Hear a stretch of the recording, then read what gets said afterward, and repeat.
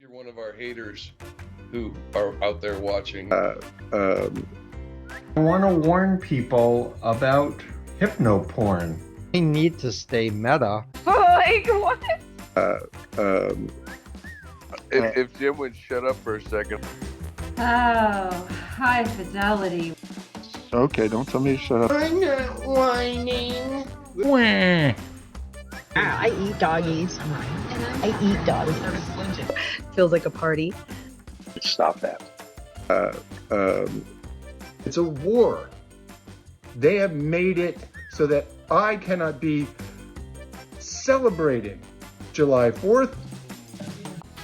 This is 6 Degrees of Stew. You don't need to stay meta, but I'm glad you're here. Hey, everybody. Nice to be back. Today, we're going to dive into one of the weirdest legal stories that we've had this year so far. It is a story about a rapper, a raid on his house, a bunch of deputies, and lemon pound cake. Yes, lemon pound cake. We're going to be talking about the Afroman trial, where a man behind the song Because I Got High went head-to-head with a group of sheriff's deputies in Ohio courtroom, and the whole thing played out like a bizarre courtroom comedy. So maybe grab a snack, a slice of cake, and let's get into it. First, I want to set the scene. Afroman's real name is Joseph Afroman Foreman. He is best known for the early 2000s hit Because I Got High. But in 2022, he wasn't in the studio or on tour. His home in Winchester, Ohio, was dealing with something way more serious. Late that year, deputies from Adams County Sheriff's Office came to his house with a warrant. They were investigating claims of kidnapping and drug trafficking involving his family. They raided the house, cameras rolling, guns drawn, the whole Hollywood-style package. But here was the twist. No charges ever came out of that raid. Now, if you're Afroman, how do you process that? For a lot of people, it would be trauma, anger, maybe even a lawsuit. But for Afroman, it became material.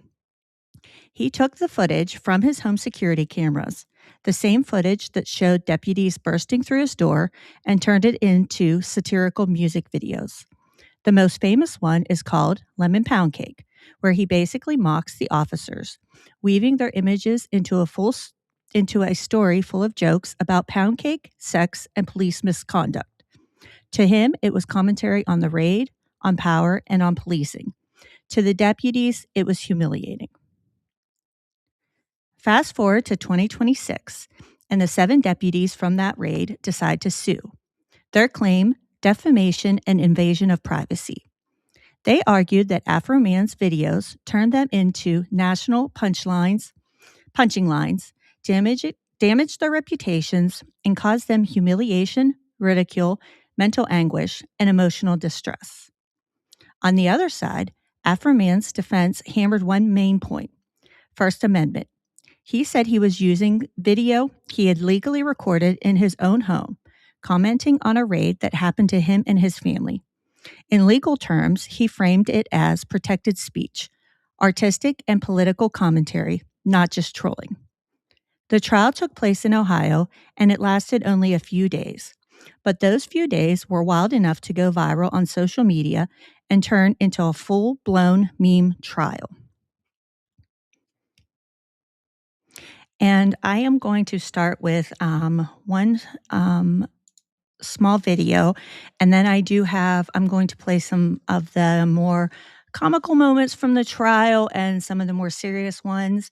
And then I will play the closing statements from both sides, and then the final verdict and Afroman's reaction after it was read, which I'm sure a lot of people already know the decision in the trial. But let me start with this first. Let me share my screen here.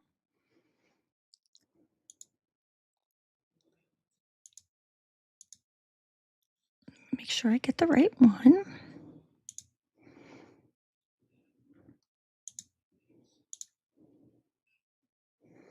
Make it big. Make sure the sound's on all the way up. Here we go. The most entertaining trial of the century has released in the form of Afroman being sued by the police that raided his house, took his money, and pointed guns at his kids. It all kicked off in Ohio, because of course it did, when Afroman found his door smashed in by police with a warrant for drug trafficking and kidnapping. He was never charged or found guilty of either of those things, and as a result released music expressing his frustrations on the matter.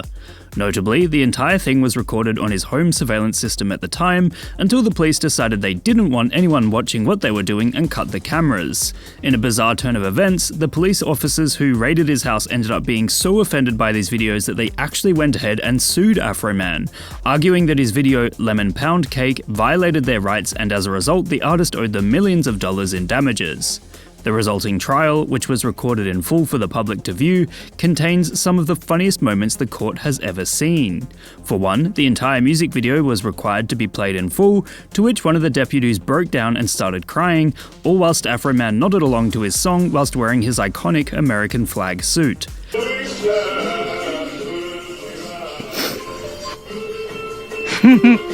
I can't. It's absolutely the Streisand effect out in full force, as the fact that these police officers wanted him to take his videos down so badly is what has resulted in them being viewed in an even more negative light. Afroman even said the unfortunate incident was an opportunity for him to run numbers up and be an entertainer. Clearly, he'd rather the whole thing have not happened, but it did, and so he's using it to his advantage in any way he can. And of course, once everyone was questioned in front of the jury and the proceedings were all over, all charges were dismissed and Afroman prevailed. Because when everything that happened was put under a microscope and reviewed, it turns out freedom of speech won the day and took place. It's the perfect example of how an artist can use their talent to make a strong case for themselves, and it does bring to attention the fact that some people in power assume because they have authority, they can get away with pushing others around. In short, the trial in which Afroman was sued by the police officers who raided his home ended up being dismissed, as it quickly became clear that it was so ridiculous it became entertainment itself. See you next time on Lessons in Internet Culture. And that was a little bit that kind of explains everything that happened. And now I'm going to move to, and you'll have to excuse me because it's, I'm going to go through the transcript. I've watched the whole trial, but I know where some of the funniest bits are throughout the transcript. So I will click on those and we'll watch various officers, and then we'll actually listen to Afroman's testimony. But it's pretty good. Now, this is one of the first deputies that is called, and it's interesting when you hear him talk about, you know, how he was defamed and how he was hurt. And here he's being asked about one of his brothers. And it's interesting because his brother, and when you listen to this, had charges against him and was let go of the police force. And you're going to hear that here. Let me make sure the closed captions are on. Here we go. Now, you mentioned you have some brothers. Do you have a brother that worked in law enforcement? Yes. Was he the chief of People's He was. Police? Why did he leave? Why does it matter? Your Honor, it has been brought up because one of the images has William Newland, and as you read through the post actually talks about Mr. Newland leaving the police department, so therefore I am building a foundation to show the truth of what statements are in there.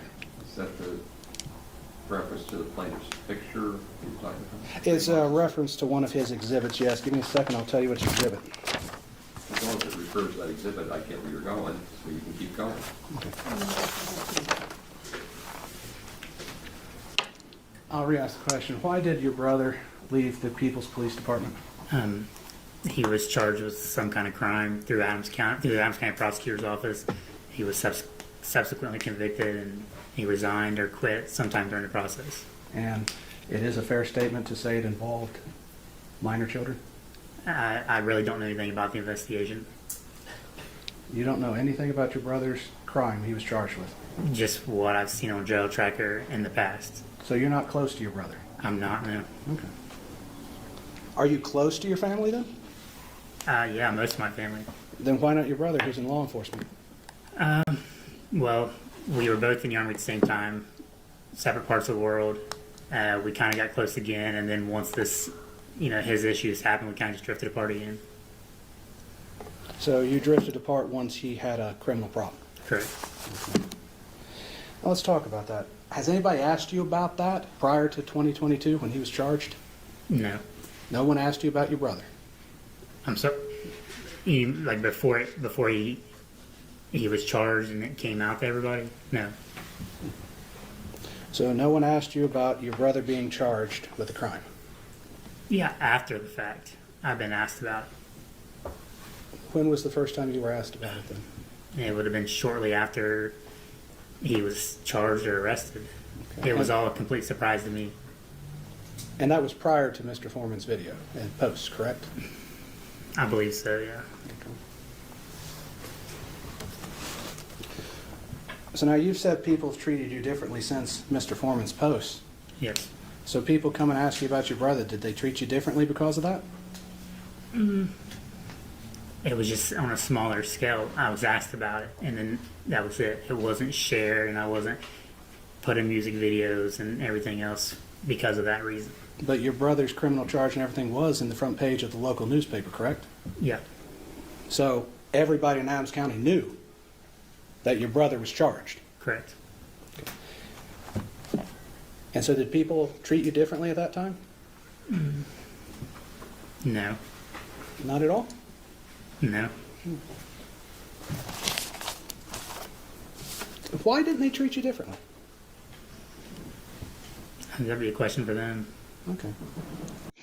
I thought that was interesting because he's saying how different he was treated after Afroman's songs and everything, but there's his brother who was a police officer, same as him. It's all over the front page of his local newspaper. It involves charges of children, minors, which he's trying to avoid even talking about. So I thought that was a good defense question, and knowing that background, I thought that was pretty interesting in the trial when I was going through it. Now, excuse me for a moment while I scroll down through this. Again, I really should have taken timestamps. I apologize. But like I said, I watched this whole thing and I know where the interesting bits and pieces are here. So you just have to bear with me. I did think this was an interesting trial on artistic expression and how they try to present false light and things like that. And it's really hard to prove that somebody's defamed you or painted you in a false light. Let's see here. Okay. I think this guy was pretty boring. Okay, we'll go on to the next one.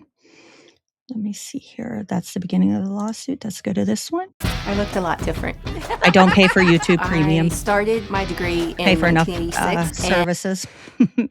Times as a law. Okay, let me turn on the transcript for this one here. I was going to do this live, but I really have a lot of things going on at the moment, so it's easier for me to do a static record and then upload it. I can get it.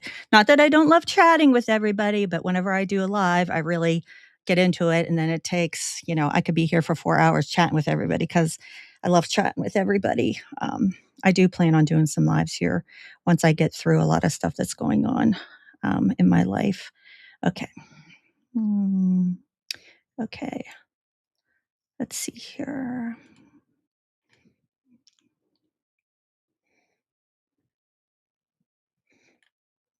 Okay. Okay. Scroll down through here. See what else we've got here.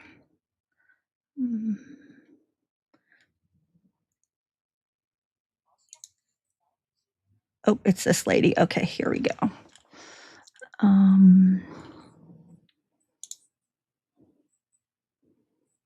This is the one that cries. I'll play her as we're. Yes, sir.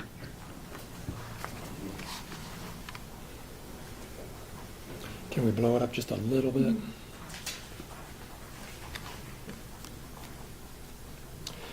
Okay, down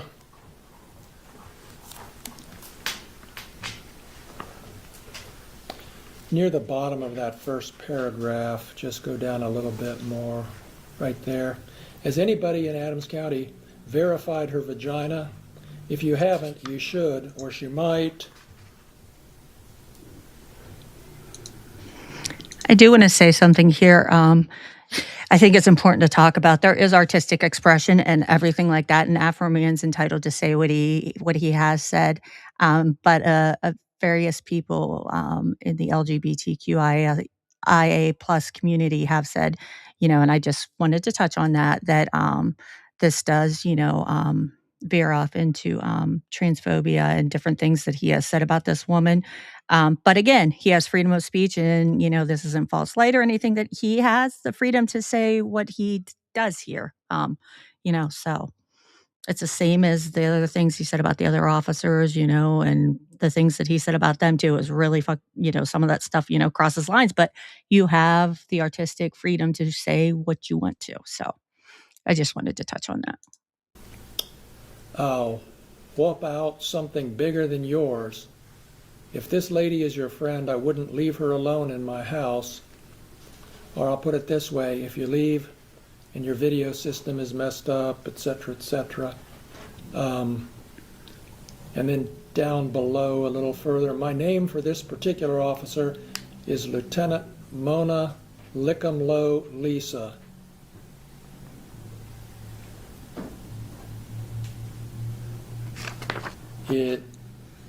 When did you first see this posting, if you recall?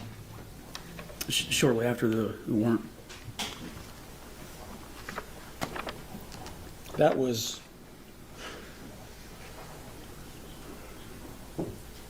over three and a half years ago. Is that right? Yes, sir. Let's go to the next one.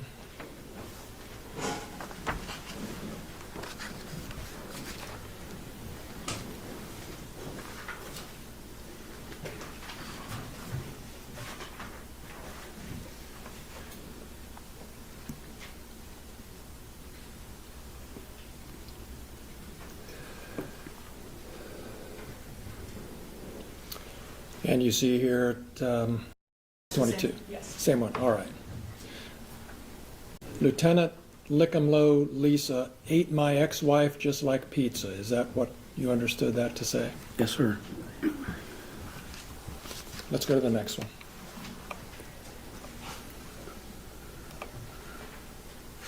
This is 23.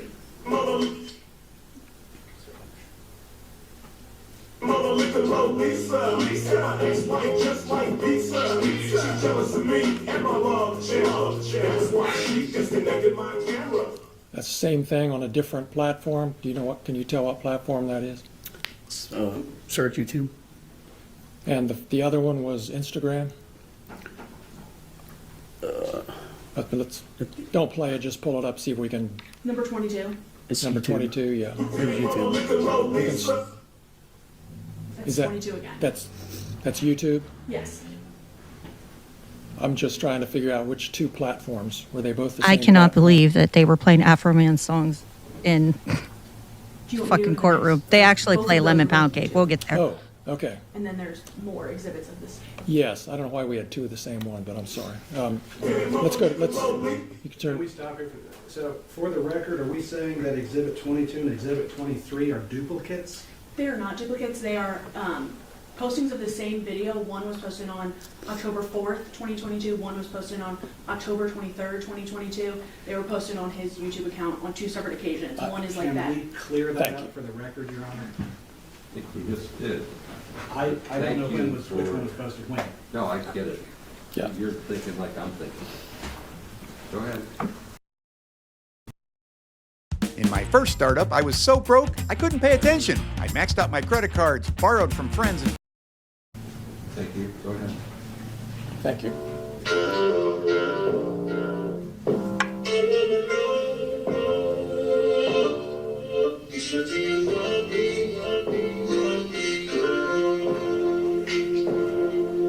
I think these are all her songs that he wrote about her.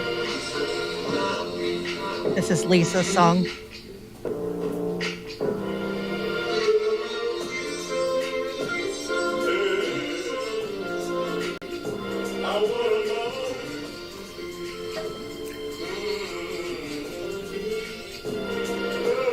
Like this happened during the trial.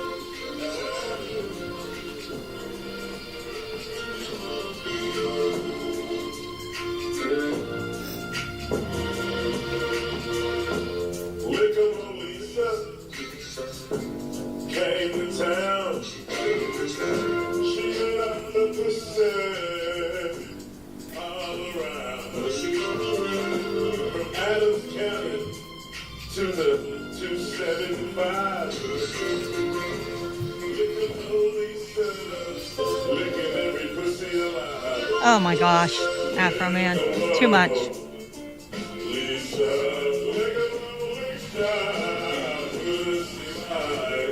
Late Afroman.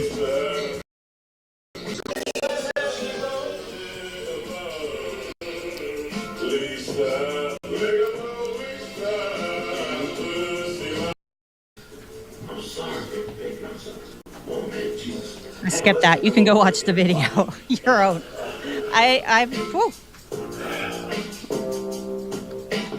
Afroman. God damn.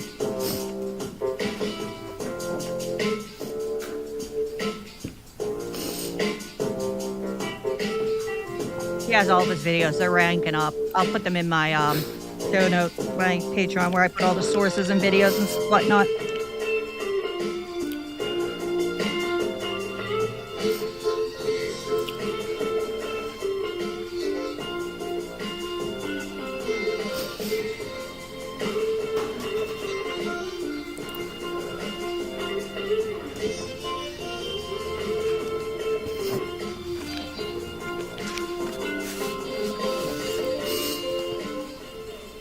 I wonder what the judge is thinking.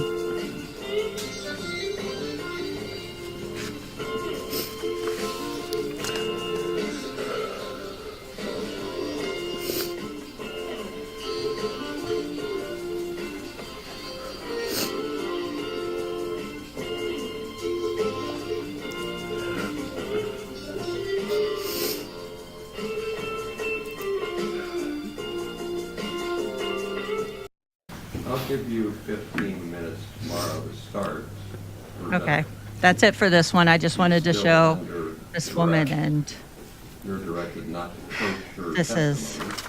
You can talk about other matters. she's really But not her direct. something. Okay, Games. you back up. I was listening to that guy. Looking for the timestamps. Let me get through this Whether commercial. you're a professional or simply take pride in tackling your own outdoor projects, Harbor Freight. Okay. Transcript time. Okay, let's see. Mhm.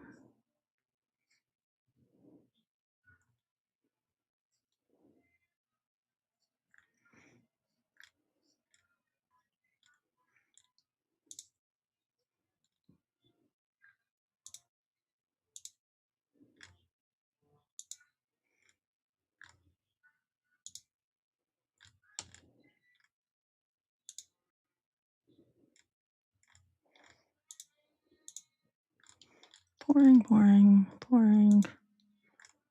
Oh, here we go. This guy's going to ask some questions. Okay.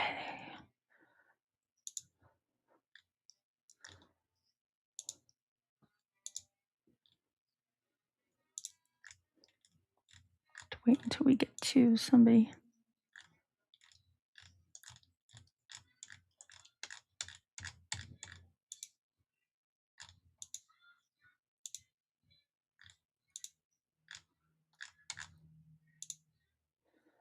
This guy again.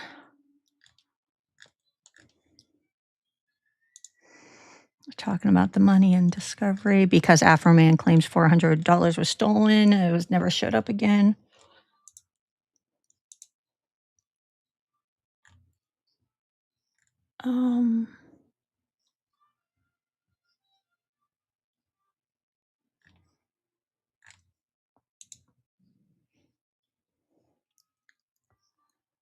Okay, that's not the interesting part. Bear with me. Okay. It's all the money stuff again. Gotta get to the more interesting stuff.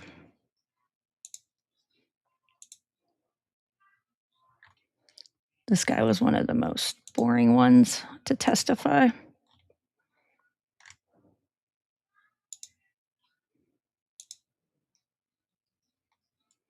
Okay, that's it for that one. Okay, back to the playlist. Next one. Asked a lot of questions about Oh, this Mr. guy's good. Okay, so All right.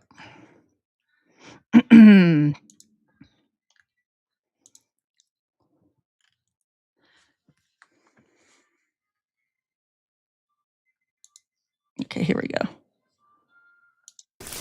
Can you tell me what fact about you that receding hairline or dipshit refers to, please? I'm sorry? What private fact of yours does that refer to? I mean, there's a picture of me, and let's see here. Talking about,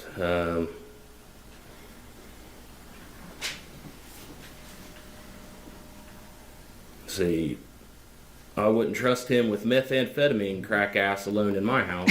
So I find that pretty insulting. I So can't. that statement is That's- what you're suing on. Well, no.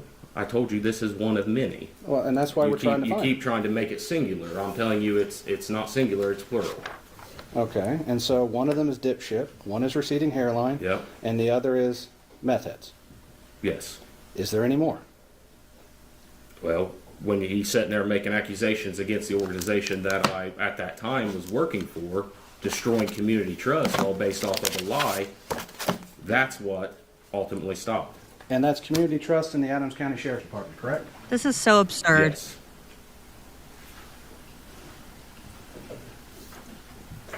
Let's go back to what was Plaintiff's Exhibit 5.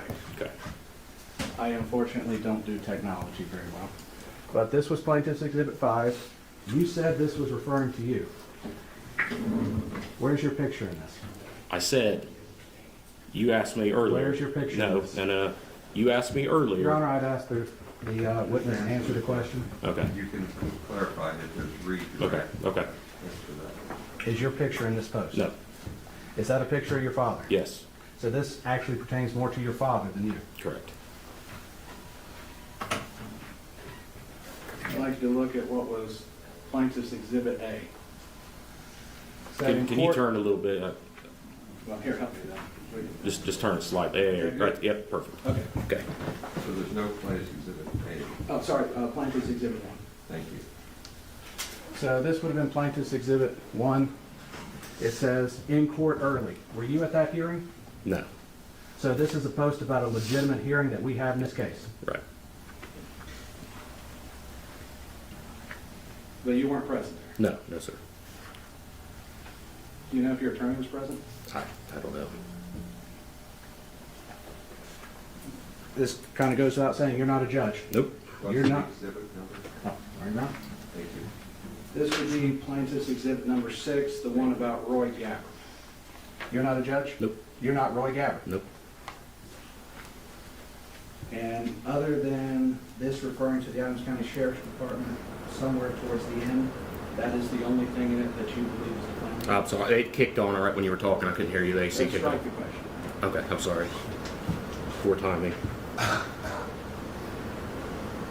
This would be Plaintiff's Exhibit number 8. You said you saw this sometime after? Yeah, it wasn't the day of. It was sometime after. I don't recall. How long after? Within a week, I'd say, probably. But you're not identified in here? No. And it just talks about the department in general? Correct. It just talks about a guy that hit Mr. Foreman's mailbox? Correct. And you didn't hit Mr. Foreman's mailbox? No. Okay.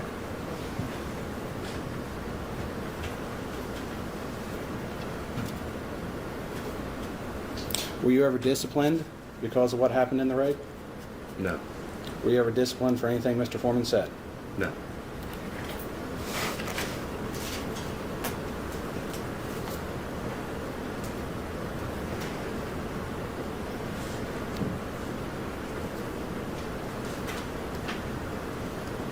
Other than your voluntary resignation, have you lost any other income? I've been employed in a year. I've been living off savings. You know, I can't keep gainful employment because I'm going to VA appointments 5 days a week sometimes. Well, you said that you went to surgery. When did you go into surgery? I don't remember that. That's been so long ago. It was. It was a nice time at home. You didn't have Oh my any gosh. duties. Yes. Was it a long time ago? I don't recall. I'd say it's been over a year, but the dates I'm sorry, I can't recall it.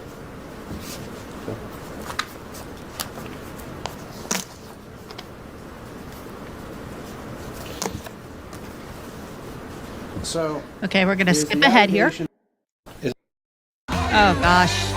God damn, every time a commercial. Williams Jr. live in concert. Is it true that Mr. Foreman called you a hunchback? Yes. And specifically compared you to Quasimodo, Yes. the Disney hero? I'm assuming that's who it is. Quasimodo from the Disney movie The Hunchback of Notre Dame? I've never watched it, so I don't know.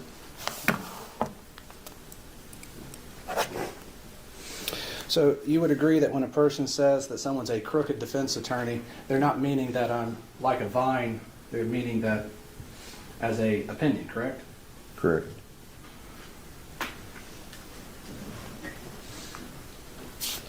Would you agree that when someone calls you a thief, it might be an opinion of theirs? Can be, yeah. Same as if when people say crooked cops, it's just an opinion? Yeah. And so is your entire claim for false light that you were called a thief? Yes.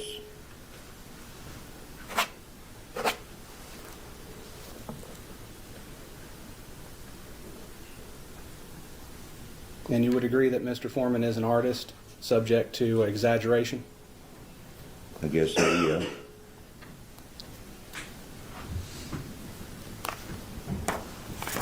And just for the sake of question, nobody would ever think you're Quasimodo from the book, correct? I don't guess. I don't guess. People think different things. People thinks different things.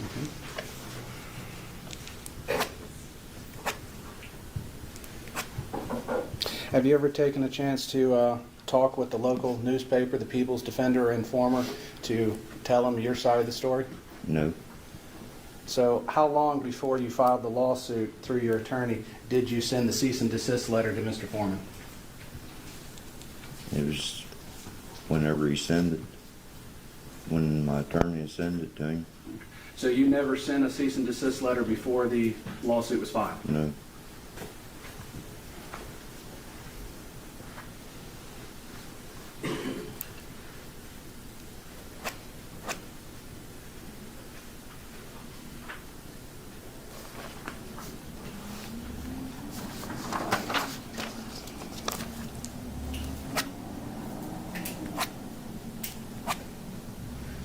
And you're seeking damages due to your reputation, correct? Correct. Your reputation in the community locally? Correct. Okay. So you don't care what people think of you in Australia? Not really. Would you agree that everything you do Okay, as an now we're going to officer move up to the guy reflects who's on your known as reputation? Lemon Pound Cake. And when I walked into the deputy's room up there to talk to them, they all knew me, all knew that I'd been called a thief, lemon pound cake. You know, it's everywhere. You can go anywhere, and if people recognize you, they start that stuff, whether they're being sarcastic or what. But And has your image, your face been posted on some of these posts along with or in the context of the thief accusation? Well, according to he has posted my image, yes, several times on the internet. He sold merchandise, sweatshirts, T-shirts, things of that nature, at all of his venues. Matter of fact, they were for sale at a smoke shop here in town. Okay.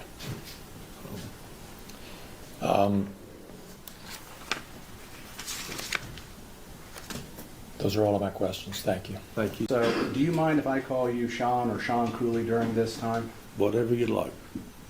Well, let's rephrase that. Yeah, that'd be fine.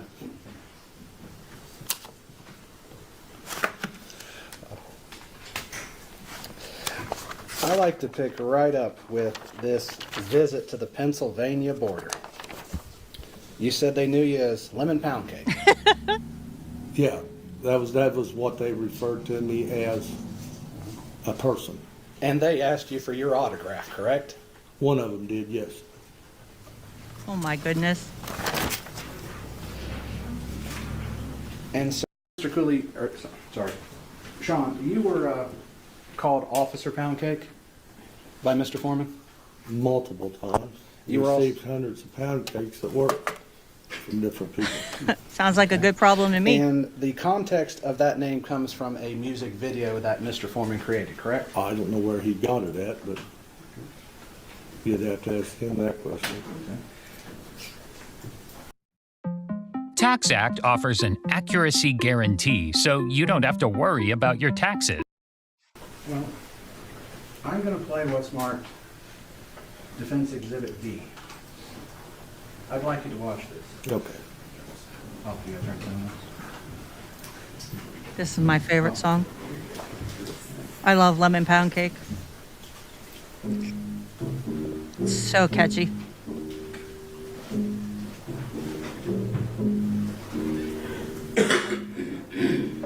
The Adams County Sheriff kicked down my door. Then I heard the glass break. They found no kidnapping victims, just a living pound cake. Mama's living pound cake. It tastes so nice. It made the sheriff wanna put down his gun and cut him a slice. Lemon pound cake. He wanna put down his line. Lemon pound cake. Trending on TikTok. Lemon pound cake. He's a family guy. Lemon pound cake. Munchies because he got hot. Lemon pound cake. Pound cake. He's a Adams County Sheriff. He's hungry and he's big as hell. He was sniffing for weed. Then he smelled another smell. What was that? Mama's pound cake. It tastes so nice. It made the sheriff wanna put down his gun and cut him up. So, just for the sake of the record, we see two people in this video. Do you know who the lady is? Yeah, I believe that's Mr. Foreman's wife, ex-wife. Who's the other gentleman in the doorway? I can't tell, but I don't know. Would it appear to be Kenneth Dick? It could be. It's just not. Okay, so that was Lemon Pound Cake. Now we're getting to Sergeant. this guy. This guy is I'm not ridiculous. for sure the date that I was promoted to sergeant. Been with the sheriff's office since 2010, I think it was. Since 2010? Yes,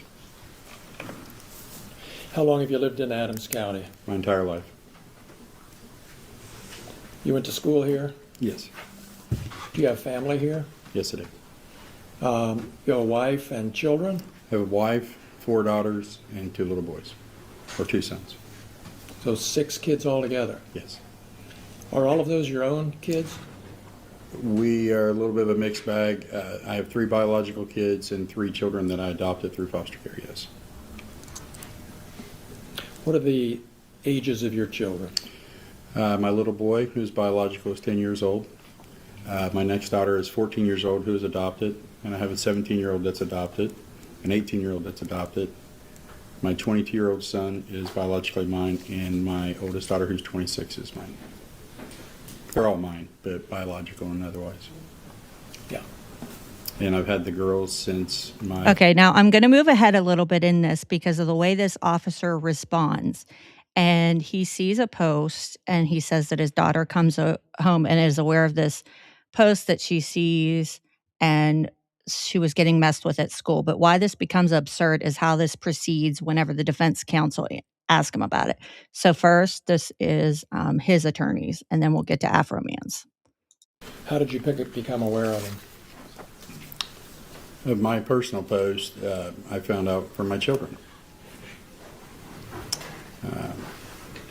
When my daughter came home and advised me that she was getting messed with at school because apparently her mom is having sex with Afroman, and since she's biracial, that must be her daddy, along with being a thief. And how did that affect you? It's horrible. It's hard when your job that you're doing affects your family, which affects you. When you have a kid come home crying that's already been through a life, And now they're getting hazed and harassed because somebody thinks it's funny. Somebody knows it's not true. Been with my wife for 28 years.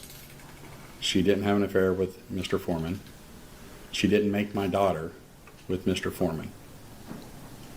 But now my family has to be harmed because of straight up 100% lies.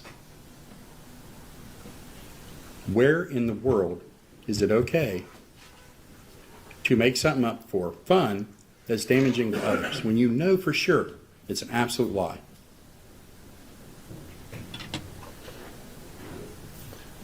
That's a problem.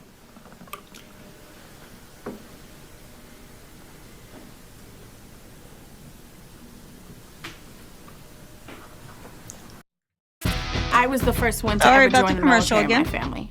When I got out, I knew that I Some of these posts that we've seen call you a thief. Yes. Did that affect you or your job in any way? Yes. We as we've already heard, we can't go to calls, not figuratively every call, but the frequency of it, like people automatically, you're stealing Mr. Foreman's money. You illegally raided him. You've done all these things. You know, your wife's having sex with him. Is that why you stole his money? Never touched his money. It's been proven. He knows. Did somebody say that to you? Yes. You can't make these simple street arrests with people that are mouthy. I get that. But now there's just fuel to the rage. And then the fact that at the time I worked night shift, Adams County is a rural county.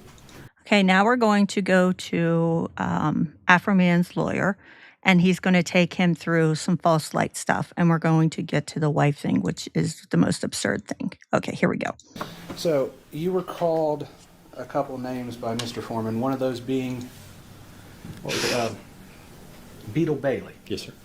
Does anyone believe you're Beetle Bailey? Probably not. That's a drawn cartoon. Beetle Bailey is a cartoon that's in the newspaper. Sure. Been there for years. Okay.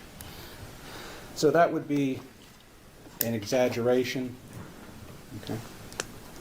And when they call you a son of a bitch, that would be an opinion. I'd say that would be an opinion. Okay. Because there's no way we can prove whether you're a son of a bitch or not. Nah, she's been dead for years. I'm sorry. I am sorry about your mother on that. I am. But you would agree, though, that when someone calls someone a son of a bitch, it's not necessarily a statement of fact. It's more a statement of opinion or a description of a person. Sure. Okay. The same thing with being called, I think it's Gomer Pyle. Yes. Okay. No one would think you're Gomer Pyle from the movie. Obviously, that's a character in a movie. Yeah. But you're not that person. No.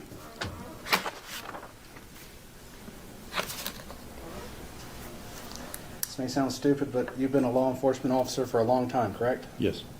You've been called many derogatory names, correct? Over the years, yes. You've been called a son of a bitch before, correct? Not published, but yes. Okay. You've been called other things even worse, correct?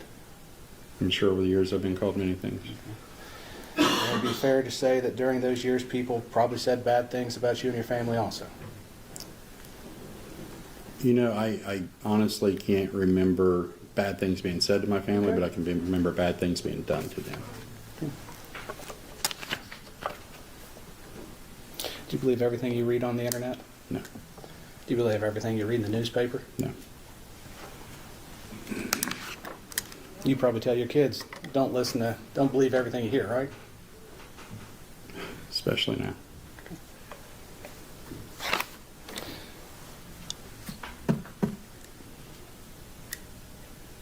He looks like he believes in fake news. That's an assumption on my part. I shouldn't say that. So, are you But just wait till his dumbness comes and up here. claiming that because Mr. Foreman called you Gomer Pyle, you've been painted in a false light with the public? I'm not taking it one at a time, so I'm going to get to The it. Gomer Pyle? Yes. I'm not claiming that, sir. You're not claiming that being called a son of a bitch is a claim you're pursuing, that Mr. Foreman's called you? Correct, sir. being called Beetle Bailey. You're not claiming that is part of defamation proceeding on that, correct? Correct. Okay. And neither one of those three statements have painted you in a false light, correct? Correct. Okay. Well, I mean, it depends. I mean, it paints you in a different light than what you are, but correct. So you're solely being Here it painted in a comes. false light due to Mr. Walters saying he had sex with your wife. Mr. Walters does have sex with his wife. Mr. Foreman doesn't. Good catch on that. Yeah. So you're claiming that is the defamation statement, is that he said he had sex with your wife. Yes. Okay. And that's painted you in a false light. It's caused tremendous pain in my life. I'll get to that. We have to go through false light first. So does it paint you in a false light? Yes, that my wife is cheating on me with Mr. Foreman. But we all know that's not true, correct? I don't know. He doesn't know if his wife is cheating on him.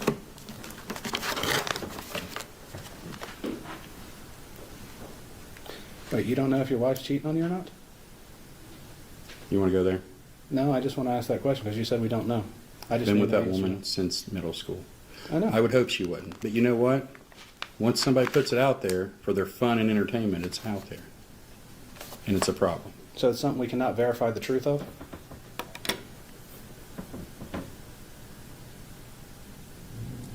Is Dude. it a thing that can be verified, true or false? Ask your client. Your Honor, I'm going to ask He's for so a directive stupid. to direct the witness to answer the question, yes or no, please. That you don't like his answer doesn't mean he didn't answer it. He didn't answer the question. He's told me to ask another person. That is not an answer to the question. So ask him another question. Okay. That was his answer. You didn't like how it came out, but it was his answer. I can't make him say something else. You can ask him another question.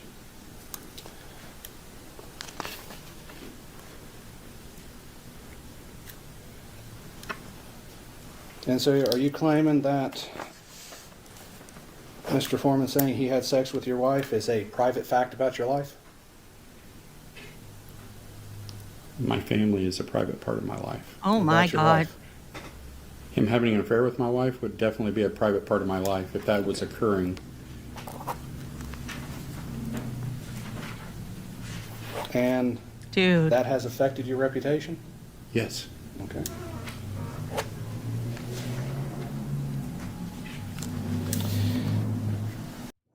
Cover your hands. Reduce the risk. Find solutions This is, here. if I was his and wife, I would be get like, what the products fuck, now. man? And so am I right in concluding that the other final statement that you are claiming that Mr. Foreman said about you that painted you in a false light is that you're a thief? Yes. Okay. And that stems from all the posts that and all the exhibits that Mr. Klingler referenced earlier? That's what he showed. The ones that talk about the police officers in general? Yes. Okay.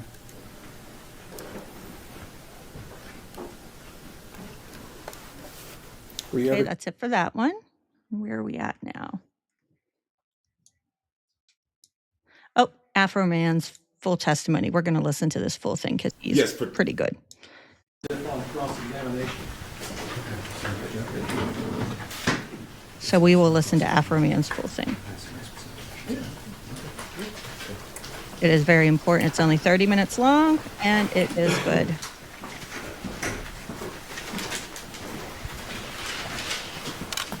Do you solemnly swear the testimony you're about to give gonna make shall this be the full truth, the screen. whole truth, and nothing but the truth? As this, you shall answer unto God.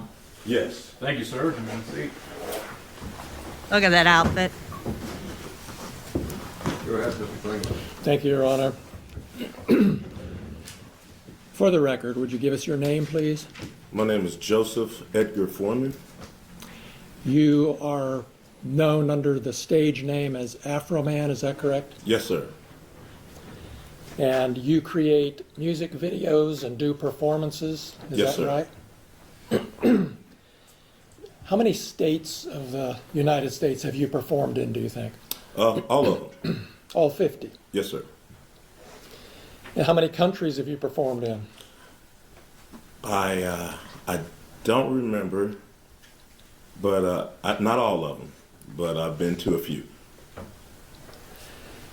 How many live performances did you do last year, roughly? I don't know. Possibly 250. I don't know, but I don't know. It's a lot of days, but I don't know exactly. And you have a residence here in Adams County, correct? Yes, sir.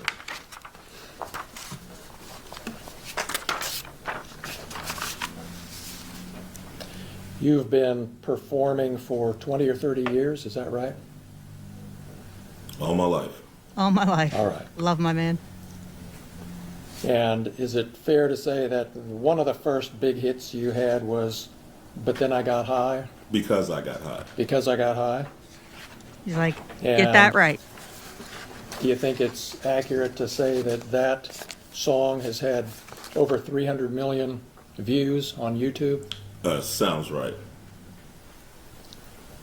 You have a large presence on social media, obviously, correct? Depends on your definition of large. There's bigger people than me, but I'm all right. And on Instagram, is it fair to say that you have 247,000 followers? Yeah, I just got some of them the other day. You got new ones coming all the time? Yes.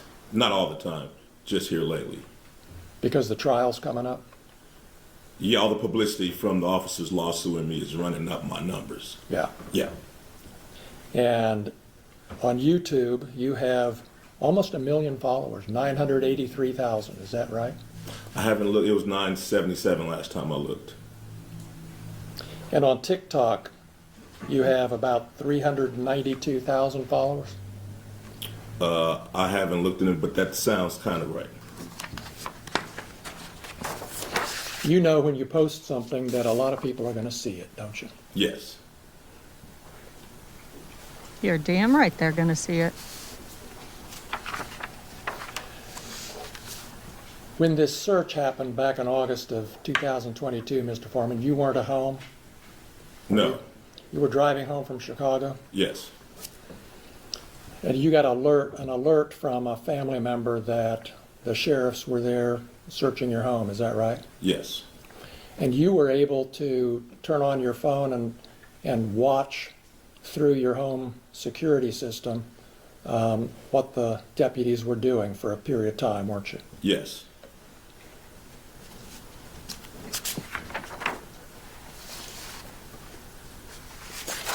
And is it fair to say you were angry and upset about this search?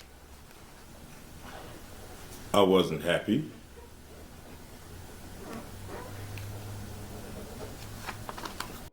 This is Expedience Gym Monster 2. And if you're not familiar with Expedience Gym Monster,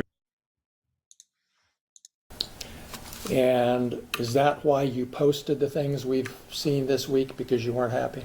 No, I posted it because the sheriff's never supposed to raid my house in the first place. The whole raid was a mistake. All of this is their fault. If they hadn't wrongly raided my house, there would be no lawsuit. I would not know their names. They wouldn't be on my body. They wouldn't be on my home surveillance system. And there would be no songs, nothing. My money would still be intact, nothing. So all of this is their fault. Yep. And because they executed a search warrant on your home, that gave you the right to post the things that we've seen this week on the internet? Because Is that right? Is that right, Mr. Foreman? Yes, for tearing down my door, not paying for it, not being apologetic, me being a sport, doing something peaceful to raise the money to pay for their damages, me having the right of the freedom of speech as an American to talk to my family, friends, and fans about what the sheriffs did to my home. Yes, I had the right to my freedom of speech. After they left, I had the right to kick the can and to do what I had to do to repair the damage they brought to my house. Yes, I did. That includes the right to post the videos that you've just been posting up until Friday and beyond, right? Yes, I have freedom of speech. I'm a rapper. I entertain. I write fiction, comedy. Yes, I mean, I entertain for a living like you practice law for a living. So I have to go to work.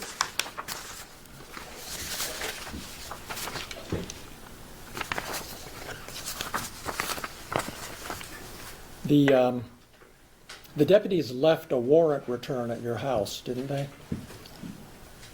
I think they left something with my ex-wife. I'm not sure. Well, you saw, as soon as the search was over, as soon as you got home, you saw a document that showed exactly how much cash had been taken from the house, correct? I know I got paid $5,000 for the show that suit was in. I forgot that money was in that suit. But, I heard, I don't know what piece of paper I heard. I knew they took some money. I just knew they took some money. I knew it was 4,000-ish. I knew they took some money and they seized some money and some weed and some, I don't know what else, just my stuff. You knew how much money was in that pocket when you came home and saw the warrant return, didn't you? It was $5,000 from back when I did that show. I remember it was $5,000. But anyway. So is it your testimony that they actually took $5,000 instead of $4,390? No, I just know. I know when I did that show, it was with Snoop Dogg and Wiz Khalifa at Red Rocks in Denver. The balance of that show, for me, they sent in a deposit, but the balance was $5,000. I put the $5,000 in my coat pocket. I got drunk, I got high, and I forgot to get that money, and I hung that suit back up. And that's where they got that money from. So it was $5,000 they got? Yes. It was $5,000 that was in my suit when I got paid in Red Rocks. Now, after all of this stuff, whatever, it's I don't really know the complete number. It's 46, it's 430, the number bounces up and down. But all I know is I got paid $5,000 at the Red Rocks with Snoop Dogg and Wiz Khalifa when I played the Red Rocks in Denver. And you got $4,000 returned, right? I don't know the exact amount. Well, you were there with the news when you got it. Right, and the lady at the sheriff's station admitted that the sheriff was short. You can go watch the 19 News. You knew when you saw the warrant returned, didn't you, that the amount that they were saying was taken was actually more money than was in that suit pocket? I didn't warrant. That's why you brought the news to the sheriff's office when you got the money back, because you knew that they had miscounted the money and the number on the evidence bag was actually more money. I didn't know nothing. The lady at the sheriff department just volunteered the information. I was sitting there, if she had been, I might not even known I got ripped off. She admitted live on Channel 19 News that the money wasn't right. You remember in your deposition when I asked you, why did you bring the news when you picked up the money? Yeah, I didn't want to get beat up or Epstein at the sheriff's station after I seen him running around my house with AR-15s. So that's why I brought the news and my attorney, so to make sure I got out of that place with my money. You brought the news to protect you physically? Yeah. Yeah. You didn't bring the news because you already knew there was a miscount and you were going to make. I didn't know nothing about the miscount. I didn't know. I figured they stole my money. They turned my cameras off. So if you turn my cameras they turned his cameras off. Something bad in mind. There's already something up. Yeah, I'm accusing them of it. They turned my cameras off. I can't see what they're doing. So your testimony under oath here today to these 10 jurors is that you brought the news when you picked up your money to protect you physically from being beat up or shot. They already shut off the scammers. Right? Why would you trust the police? All right. And there was nothing found at his house. Fuck yeah, I'm bringing the news. And they volunteered the information that the money wasn't right. That's just an extra something we found out. But I came with my attorney in the news to make sure the people running around my house with guns didn't take me into jail and do something. Fucking trust the police. After all that shit?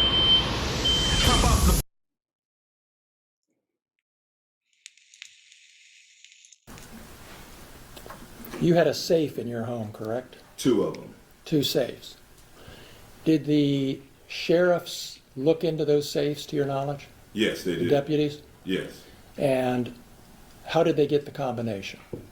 I gave it to my ex-wife so the sheriffs wouldn't pull my safe out the floor, take it to the station and put something in it and try to say that whatever they put in my safe was mine. So I went ahead and gave my ex-wife, who I didn't want to give my combination to, It was just safer. I went ahead and gave her my combination so they could open up the safe and realize that they just vandalized somebody that don't even have nothing in the safe. And do you know what was in those safes? It was absolutely nothing in the safes. Don't you keep jewelry in those safes? No. Didn't you tell me that in your deposition, that you keep jewelry in those safes? I do. Was anything missing from the safes when you got home after the search? I didn't put nothing in the safes. Was anything missing from the safes when you got home? Nothing was in them, so nothing was missing from the safe.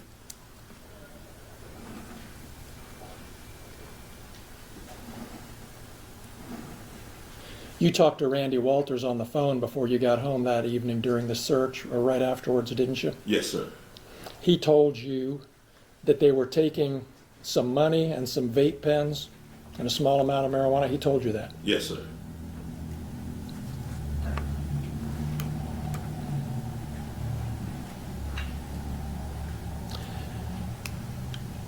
You knew, didn't you, Mr. Foreman, that there had been an investigation by the Claremont County Sheriff's Office into the discrepancy about the cash that was missing from your home, correct? You knew there was an investigation.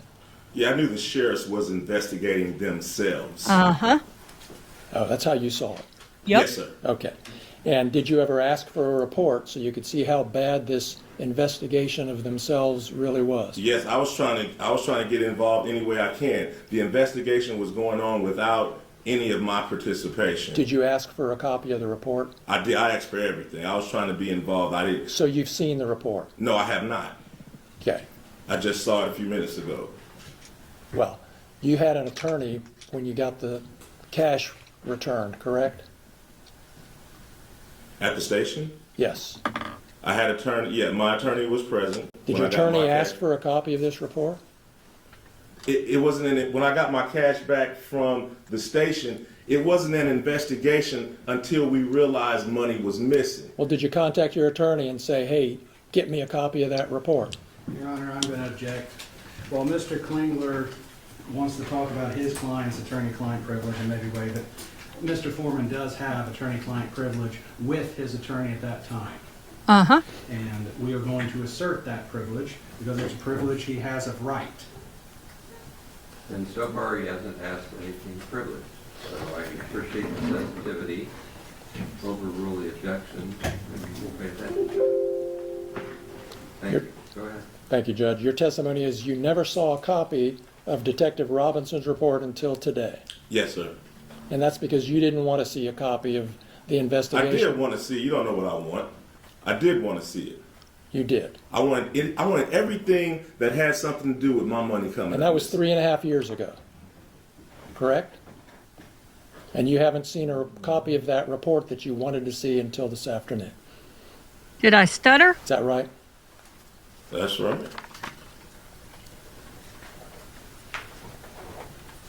I never had my money taken by cops. I didn't know how this go. I don't know about reports. All I know is live on Fox 19 News, the lady admits that her department is short $400 of my money. That's all I know. I don't know how to investigate police officers taking money. That's all you know, and that's all you know today, isn't it? That's the whole basis of your claim that your money was stolen, is that the amount of money that was in the bags is different from the amount of money that was written on the bag. Yeah, my whole thing is they never should have raided me in the first place. That's your whole thing. That's my whole thing. That's the point, That's my whole isn't thing. it? If they never would have showed up, there would be no songs about them. I wouldn't know who they are. Their faces would not be on my video cameras. None of this, we wouldn't be in this room right now if they hadn't raided my house and didn't press no charges, didn't even know what they was doing. And I wouldn't be This Mr. whole 400. thing is their fault, and they're suing me for their mistake. And so you don't really care if they stole your money or not. You're just mad about what they did. I do care about if they stole one. But police officers shouldn't be stealing the civilians' money. So I do care. All of it is an outrage. This whole thing is an outrage. You have no evidence that they took your money except for the amount on the bag isn't the same as the amount. How about the lady admitting that she took? Did you answer my? She admitted that she took my money on live Fox 19 News. Go argue with the film clip. Nobody. Go argue with her admitting. that she took my money. Nobody admitted that they took your money. Well, whatever. Go look at her admitting that the bag is short Mr. because it Foreman. stayed open all weekend long or 2 weeks after Brian and Officer Cooley just left it and just mishandled it and didn't do right. Just so we're honest with the jury here, Mr. Foreman, nobody admitted that they took your money, did they? They admitted it was short. Yes. Nobody So it looked like admitted somebody that they took it. took your money. Correct? It was short. She admitted. She said that it was short. And usually it's $10, $5, $2 missing. How does $400 even come up missing? Odd.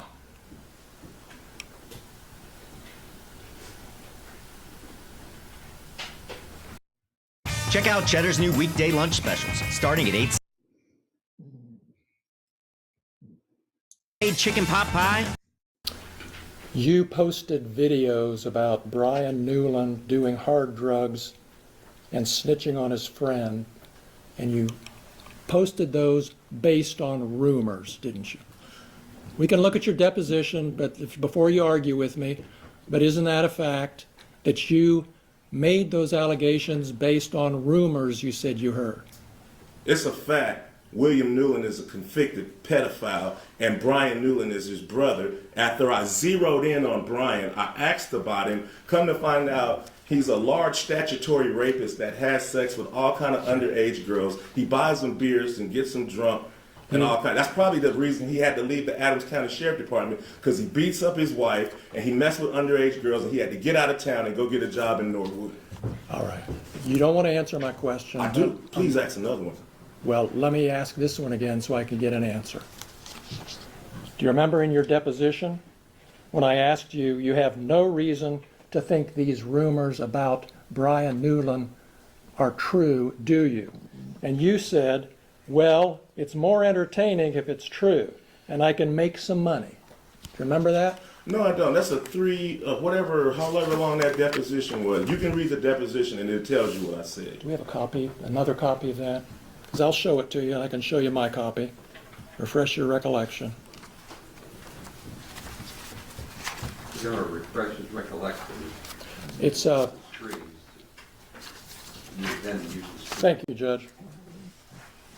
If I can get it working here.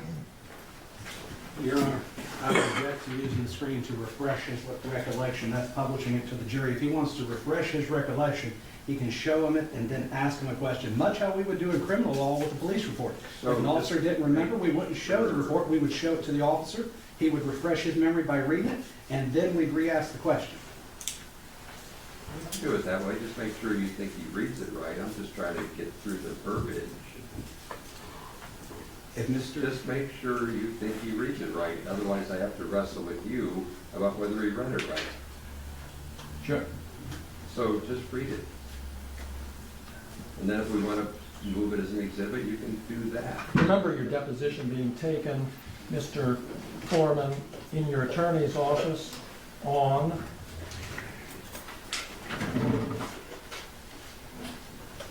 September 3rd, 2024. I remember the deposition. And that deposition was taken in DJ Osborne's office? It's like, I remember it. And? That's the same office that you used to film that video that we saw last night with the actor playing Lieutenant Lisa Phillips. And that actor was sitting in the same chair that Lisa Phillips sat in during her deposition, wasn't she? Yeah, the actor played Lisa because I wouldn't have known her if she hadn't came to my house and cut off my camera. Yeah, right. Right. That's the office we're talking about, and that's the office where I Oh, took she's your the one who cut deposition, off the right? cameras. And in that deposition, I'm referring to page 84 of the deposition. I forgot she's the one who did. I had asked you about... Object, he's testifying. No, he's using the deposition to refresh his memory. He's doing it right, so sit down, please. Go ahead. Did I ask you this question, and did you give me these answers, Mr. Foreman? Question. Would it be fair to say these are rumors? Answer. Stephanie said it, and, some other people that don't remember, I'd be in a hurry in Walmart or something. They shake my hand. Yeah, Brian used to do this, used to do that. Then something, I didn't know him, but this is what I've heard. Question. You don't have any particular reason to think that it's true or not true, right? Answer. Well, it's more entertaining if it is true, and I could probably make some money and capitalize on it if it's true. What are the line numbers? Starting with line 7 and ending with line 21. Did I ask you those questions and you give me those answers? I don't remember. That was a long time ago. But that's my question. I've always put Brian Newland next to his brother, so that's my basis. And I've always we noticed that. Yeah. And your attorney's going to be able to ask you whatever questions he wants. Right now, I'd like you to focus on my questions, Mr. Foreman.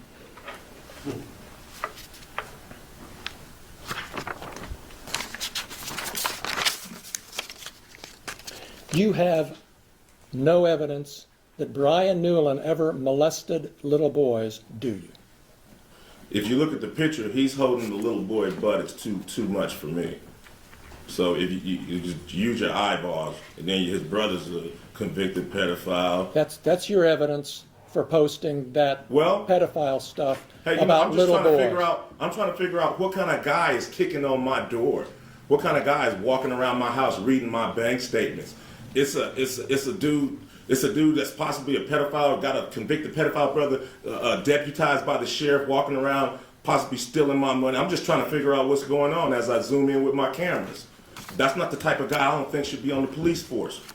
I'm going to refer you again to your deposition. If you don't trust my reading of it, I'm happy to give it to you, Mr. Foreman. But on page 98 of your deposition, on that same day.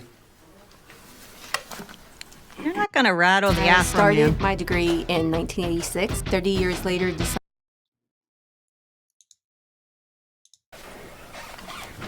Beginning at 9/11, did I ask you this question and did you give me this answer?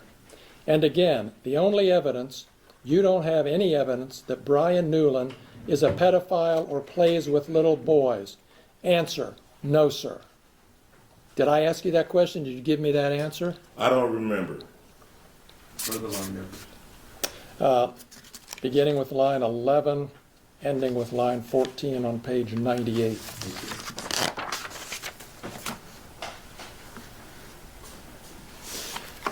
You have no evidence that Lisa Phillips stole your money, do you? I know if she hadn't raided my house, we wouldn't be having this conversation. Nor a lawsuit or nothing. They never should have been at my house. Since you're not going to answer my question, I'm going to go back to your Good deposition answer. again, Mr. Foreman, page 102.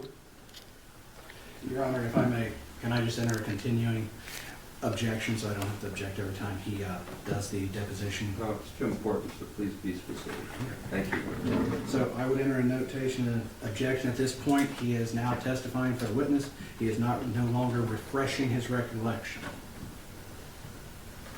I'll be sensitive to that, so you can rephrase, I'll sustain that. You made the conclusion you didn't have memory, so you've got to go back and fix that. All right, Judge, I will. Thank you. Do you remember telling me in your deposition, Mr. Foreman, that you don't have any evidence that Lisa Phillips stole your money? Yeah, she cut off the cameras, but I didn't know who took them.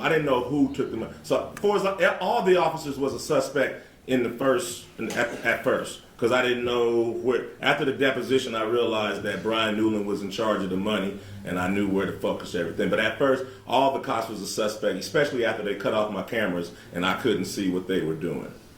All right. Well, so you don't remember? Is that what you're telling me? I remember telling you that Lisa, probably didn't take my money, but I just didn't know. I just knew it was missing, and they cut off my cameras, so all of them were suspects until I figured it out.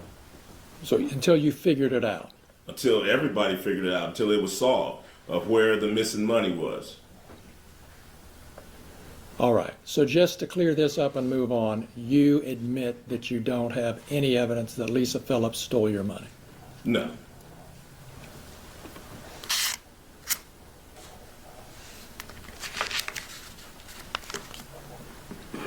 But I know if she wasn't there in the first place, we wouldn't be having this conversation or be here. Boom. And is it true that one of your big motivation, really, in making all of these posts is to make money? To pay for the damage that they brought to my house under the circumstance that they shouldn't have even been there in the first place. Okay. So the answer to my question is yes, your motivation was to make money? To pay for the damages that they brought to my house under the circumstances that they shouldn't have been there in the first place. Have you made enough yet to make up for it? Not really, you know. How much have you made on it? I don't know exactly, but it wasn't hardly $24,000. $24,000. It wasn't that. It wasn't that. You're still making money on today, right? With the new posts and advertisements and things. It's publicity. You're still selling merchandise, aren't you? No, publicity. Just me. Just everybody. You know, thanks to them bringing publicity to this. It's just you know, an opportunity to run numbers up and be an entertainer. And the more lies, outrageous lies you tell about them, the more money you can make, right? Fact, they never should have came to my house in the first place. Fact, if they hadn't have came to my house, they wouldn't have put themselves on the video camera and in my music career. All of this is their fact. All of this is their fault, and they have the audacity to sue me. These people and you are the predators and the victim at the same time. So what they did, searching your house, gave you the right to do everything you Under the circumstance that I got freedom of speech, after they run around my house with guns and kick down my door, I got the right to kick a can in my backyard, use my freedom of speech, turn my bad times into a good time. Yes, I do. And I think I'm a sport for doing so, because I don't go to their house, kick down their doors, flip them off on their surveillance cameras, then try to play the victim and sue them. Spring, the unofficial new year. You were at Lisa Phillips's deposition, correct? Yes, sir. In your lawyer's office? Yes, sir. Same office where you filmed part of that video last Friday? Yes, sir. And you saw how upset she was when she was answering your lawyer's questions about how this had affected her, right? Yes, yes. And you saw your attorney say, do we need to take a break? Yes. And you saw her say, no, let's go on and get this over with. Yes, sir. You saw all that. Yes. You knew she was upset. Just like she knew I was upset when she was standing in front of my kids with an AR-15 with her hand around the trigger ready to shoot me. Just like she knew I was upset when she cut my cameras. But I'm not a person, she is. So I'm sorry for being a victim. Let's talk about the predators. Okay.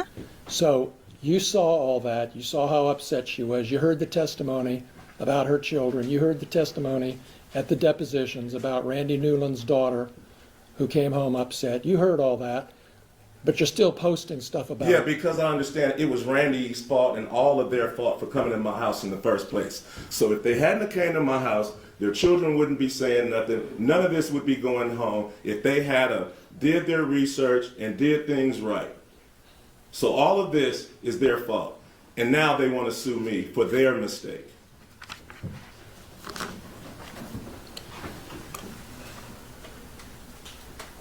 Is there anything that could change your mind about what you're doing to these deputies? Is there anything that can change my mind about the fact that they shouldn't have been at my house in the first place? Is there anything that can change my mind about how my money shouldn't have been touched in the first place? No. Boom. That's all the questions I have. Thank you. You're welcome. You're welcome. God, I love him. I'm sorry, Mr. Osborne. Do you want to continue the direct examination of your client now? Your Honor, I was going to actually ask for a sidebar so we can talk about that. Okay, so let's just talk about it. Okay, so I was actually going to not do cross with Mr. Foreman this time. I was going to hold off until our case in chief. Yeah, I just offered you the chance to do that. So do you want to do your direct examination on your case in chief right now? Not right now. Like the pogo stick of witnesses up and down is what I was talking about. Okay, next. Play some of Mr. Foreman's music. I from don't time think to there's time? anything. Do you want to be on this jury? Oh, okay, this is our closing Foreman statements. Let is me hold on one legally second wrong. here. Pause. Shh. Let me get to, because the judge talks a lot and explains stuff. Okay. Coming to the end here. Okay. Are you plus sized in your mattress? Let's get through this commercial. Let me play that till it skips.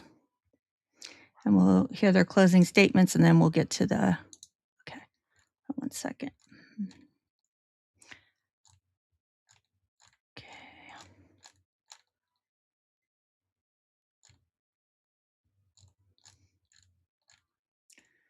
So closing arguments are meant to, blah, blah, blah. If you want to take notes, do so. Okay, they take a short break. It's 45 minutes, I think.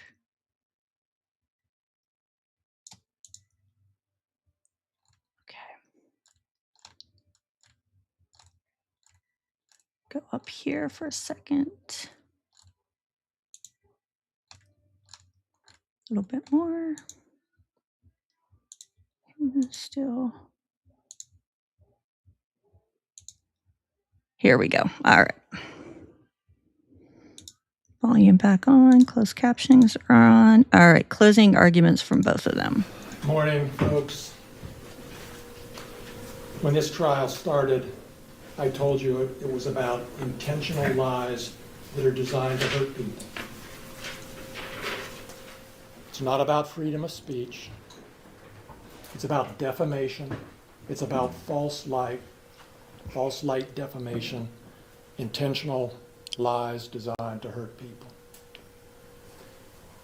You've heard all the evidence. You've seen the witnesses. I'm not going to go over it. But I will say a few things to underscore what I think is most important for you to keep in mind as this case is turned over to you. From me, from the plaintiffs, to you.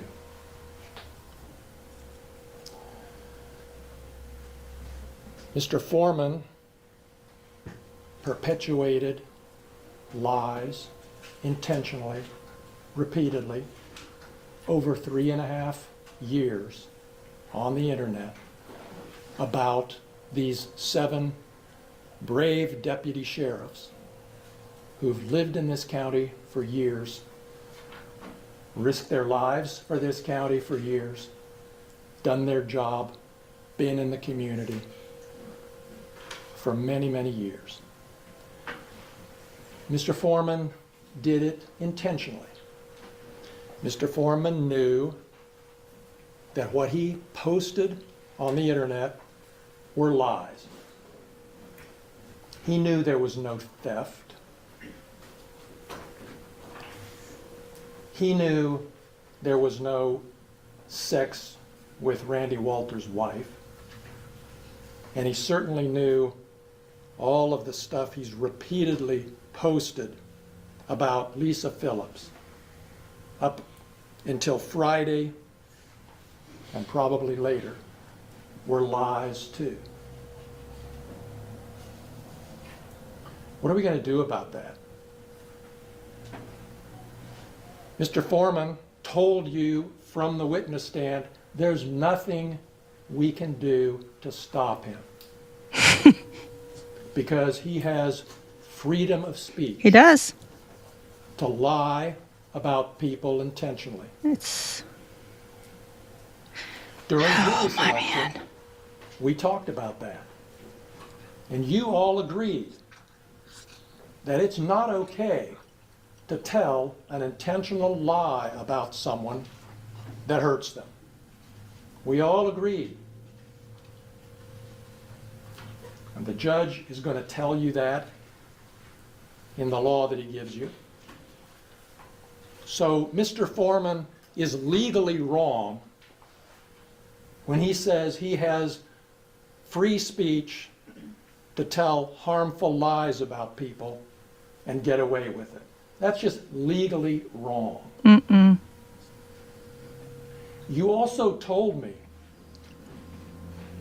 in jury selection that even if somebody does something to you that hurts you, that you think is wrong, like a search warrant execution that you think was unfair, even if somebody does that to you, you told me, we all agreed, that that doesn't justify telling intentional lies designed to hurt people. That's what you think. That's what the community thinks. That's what decent people think. But Mr. Foreman thinks it's okay to do what he's done over 3.5 years because they executed a search warrant that broke down his door and disconnected his cameras. You heard from the witness stand from Mr. Foreman the callous indifference that he showed to what he's done, the harm he's done. It's imprinted in your minds, I'm sure, like it is in mine. The tears, Not the really. agony from some of these witnesses, don't forget that when you're back in the jury I room. think it's silly to cry over a That's what song. this case is about. You're police officers. You got to be a lot sturdier than that if you're going to be a police officer.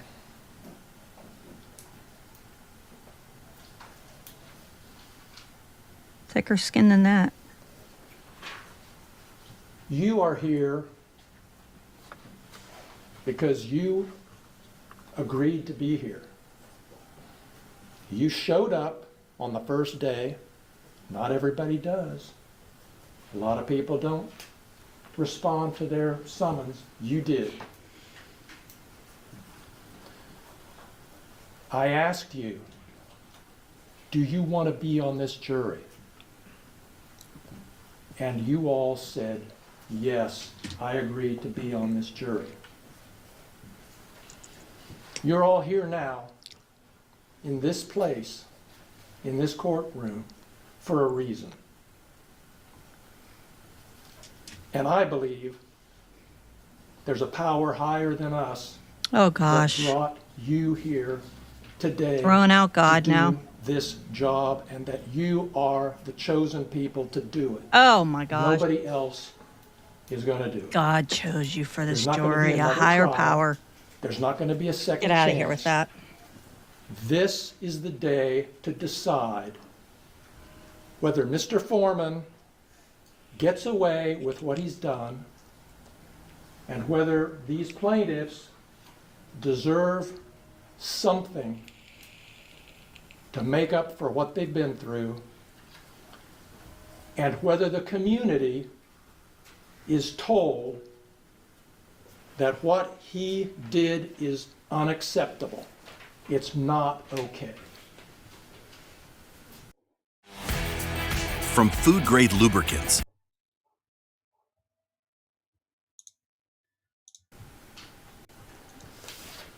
We talked about different kinds of damages.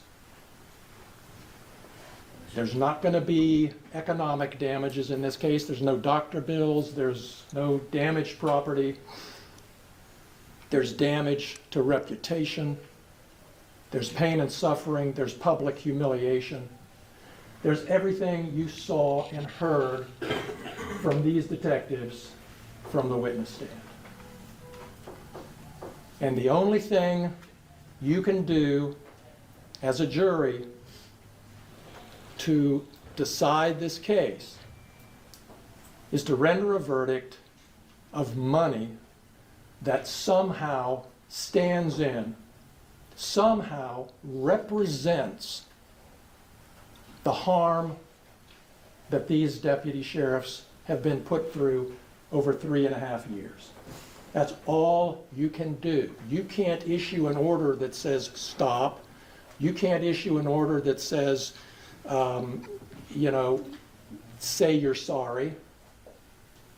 All you can do is issue a verdict for an amount that fairly stands in, represents what they've been through, what they've lost. No one else is going to do it. The judge isn't going to do it. Court of Appeals isn't going to do it. It's your job. And you're the people. God, you're boring.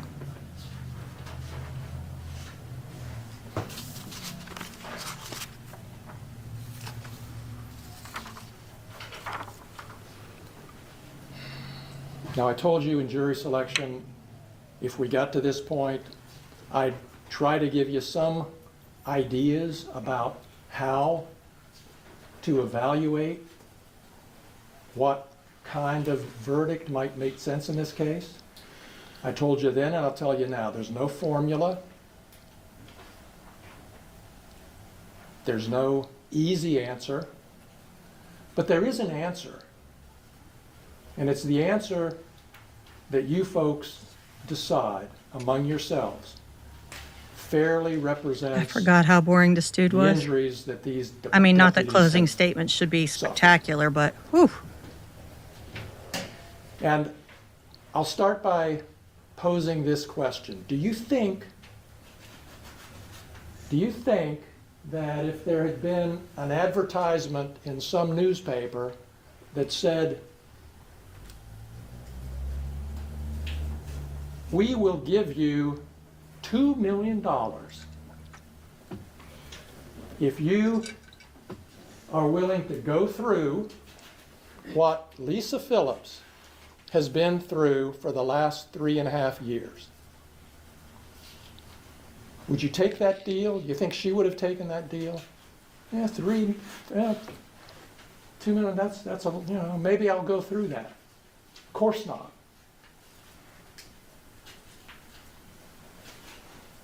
Do you think Randy Walters, do you think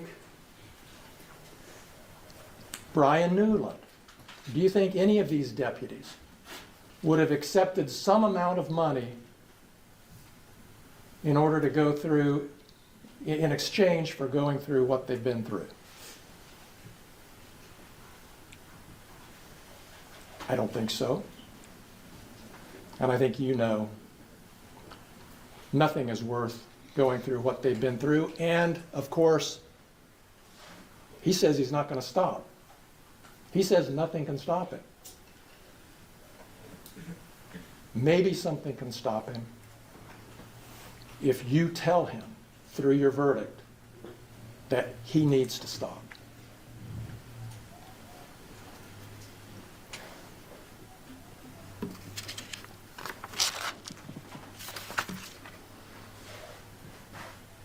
I'm going to tell you what I believe is a fair verdict for these plaintiffs. And it's up to you, of course, again, to make the decision. But I would ask you, I'm going to ask you, and there's a verdict form which, excuse me 1 minute.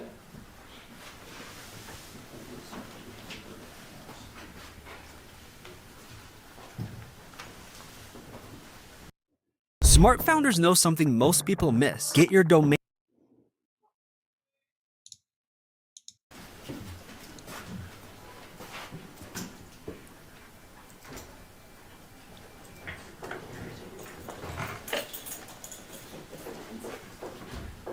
Come on, dude.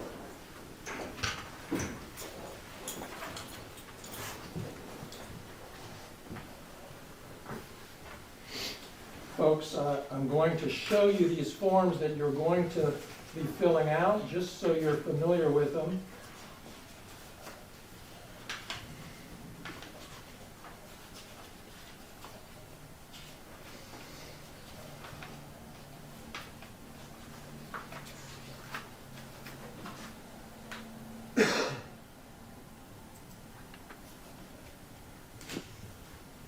This is just an example You're going to have a different form for each of these plaintiffs, okay? This one happens to be a verdict form for Lisa Phillips. And I believe the evidence is overwhelming that you'll find in favor of Lisa Phillips. This happens to be her false light claim. There's a separate claim for defamation, a separate form for defamation, and you'll see the jury instructions. Judge Hine has already talked some about that with you. So this is just an example of the verdict form that I'm going to ask you all to sign in favor of Lisa Phillips and all of the plaintiffs on their false light and their defamation claims. Now,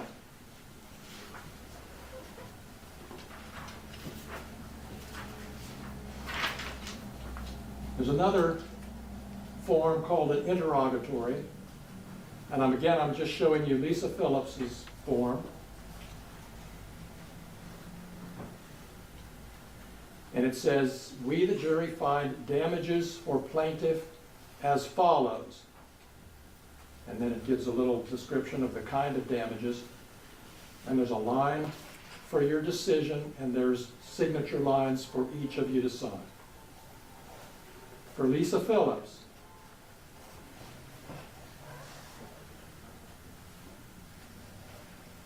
I'm not going to show you every form. For Lisa Phillips, folks, I'm asking you to put $1.5 million. $1.5 million? In that verdict form. Good Lord.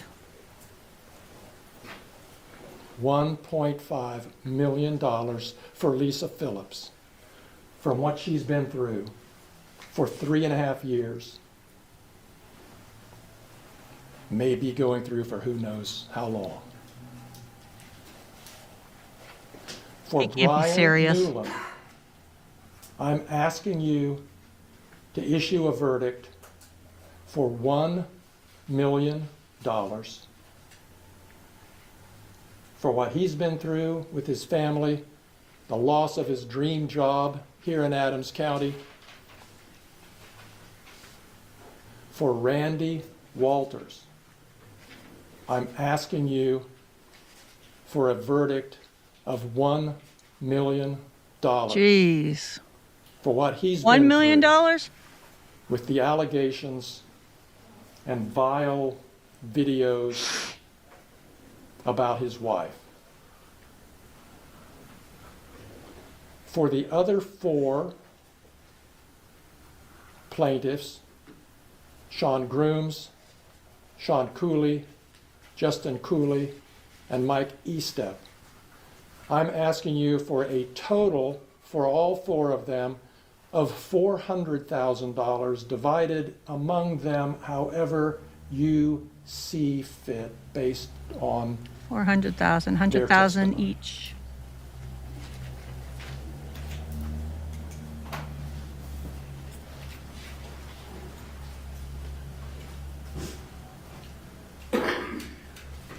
You, of course, can award less.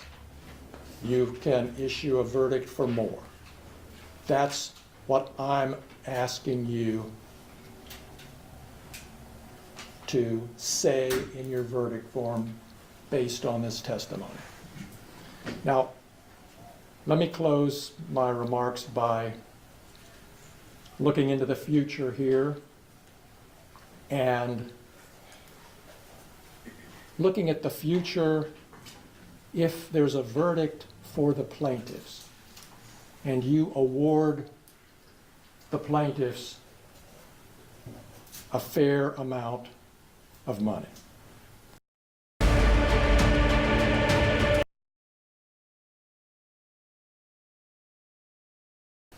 What happens? The plaintiffs are vindicated.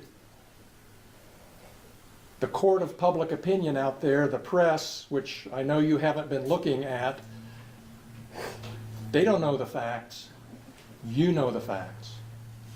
And a verdict for the plaintiff will say they were wronged, he was wrong. a verdict for the plaintiffs will make up in some way for what they've been through. A verdict for the plaintiffs will say that we don't condone, we don't approve, you can't get away with what Mr. Foreman's done. Not in this community, not in this country. That's not freedom of speech where we live. That's what a verdict for the plaintiffs will say. Let's look at another possible future if there were to be a verdict for the defendant. Or if there were to be a verdict with a small amount of money attached to it. In that case, in that world, in that future, the world is told what he did is okay. It's free speech. What they went through is no big deal. We don't really care. We think it's fine. It is fine. That's what a verdict for the defendant or a small verdict would say. They would go home subject to even more ridicule. Yeah, you took him on and you lost. See, what he did was fine. I don't have to tell you, you know, that's not the message we want to send. It's not the message you want to send. Folks, I'm done. I've done all I can. These folks called me 3 years ago now and asked, what can we do to stop this? And here we are today. I've done what I can. They've done what they can. They've suffered through the publicity. They could have stopped this case at any time if they would have kowtowed to the pressure, public humiliation that Mr. Foreman continued to put them through, but they didn't.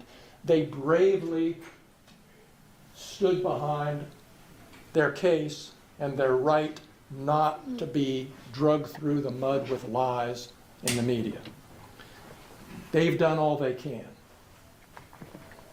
And now I am giving their case and this decision to you. It's out of my hands. You have to decide what to say to Mr. Foreman and what to say to the community about what he's done and the effects that it's had on these folks. I have full confidence, I fully trust you to make the right decision, to make a fair decision. Thank goodness they do. Come back with a verdict that's fair for each one of these plaintiffs and that tells the community what you really think about this case. Thank you very much. Thank you, Mr. Clinton. You have like 11 minutes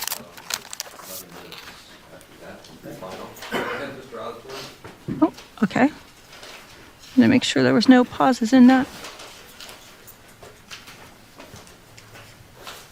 Boy, Mr. Osborne has a strong beard game.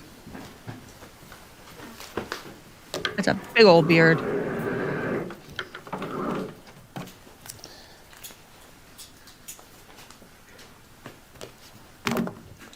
Ladies and gentlemen, thank you for being here. This has been a long 3 days. It took a second for me to even count the number. It's been so long. A lot's happened. You've done your duty as jurors. You've paid attention to the evidence. I'm proud of that. What makes our country great is you have the right to have a jury trial. You have the right to people in the community to see this, weigh the evidence, and make a decision. And I'm proud that you guys are here and doing that.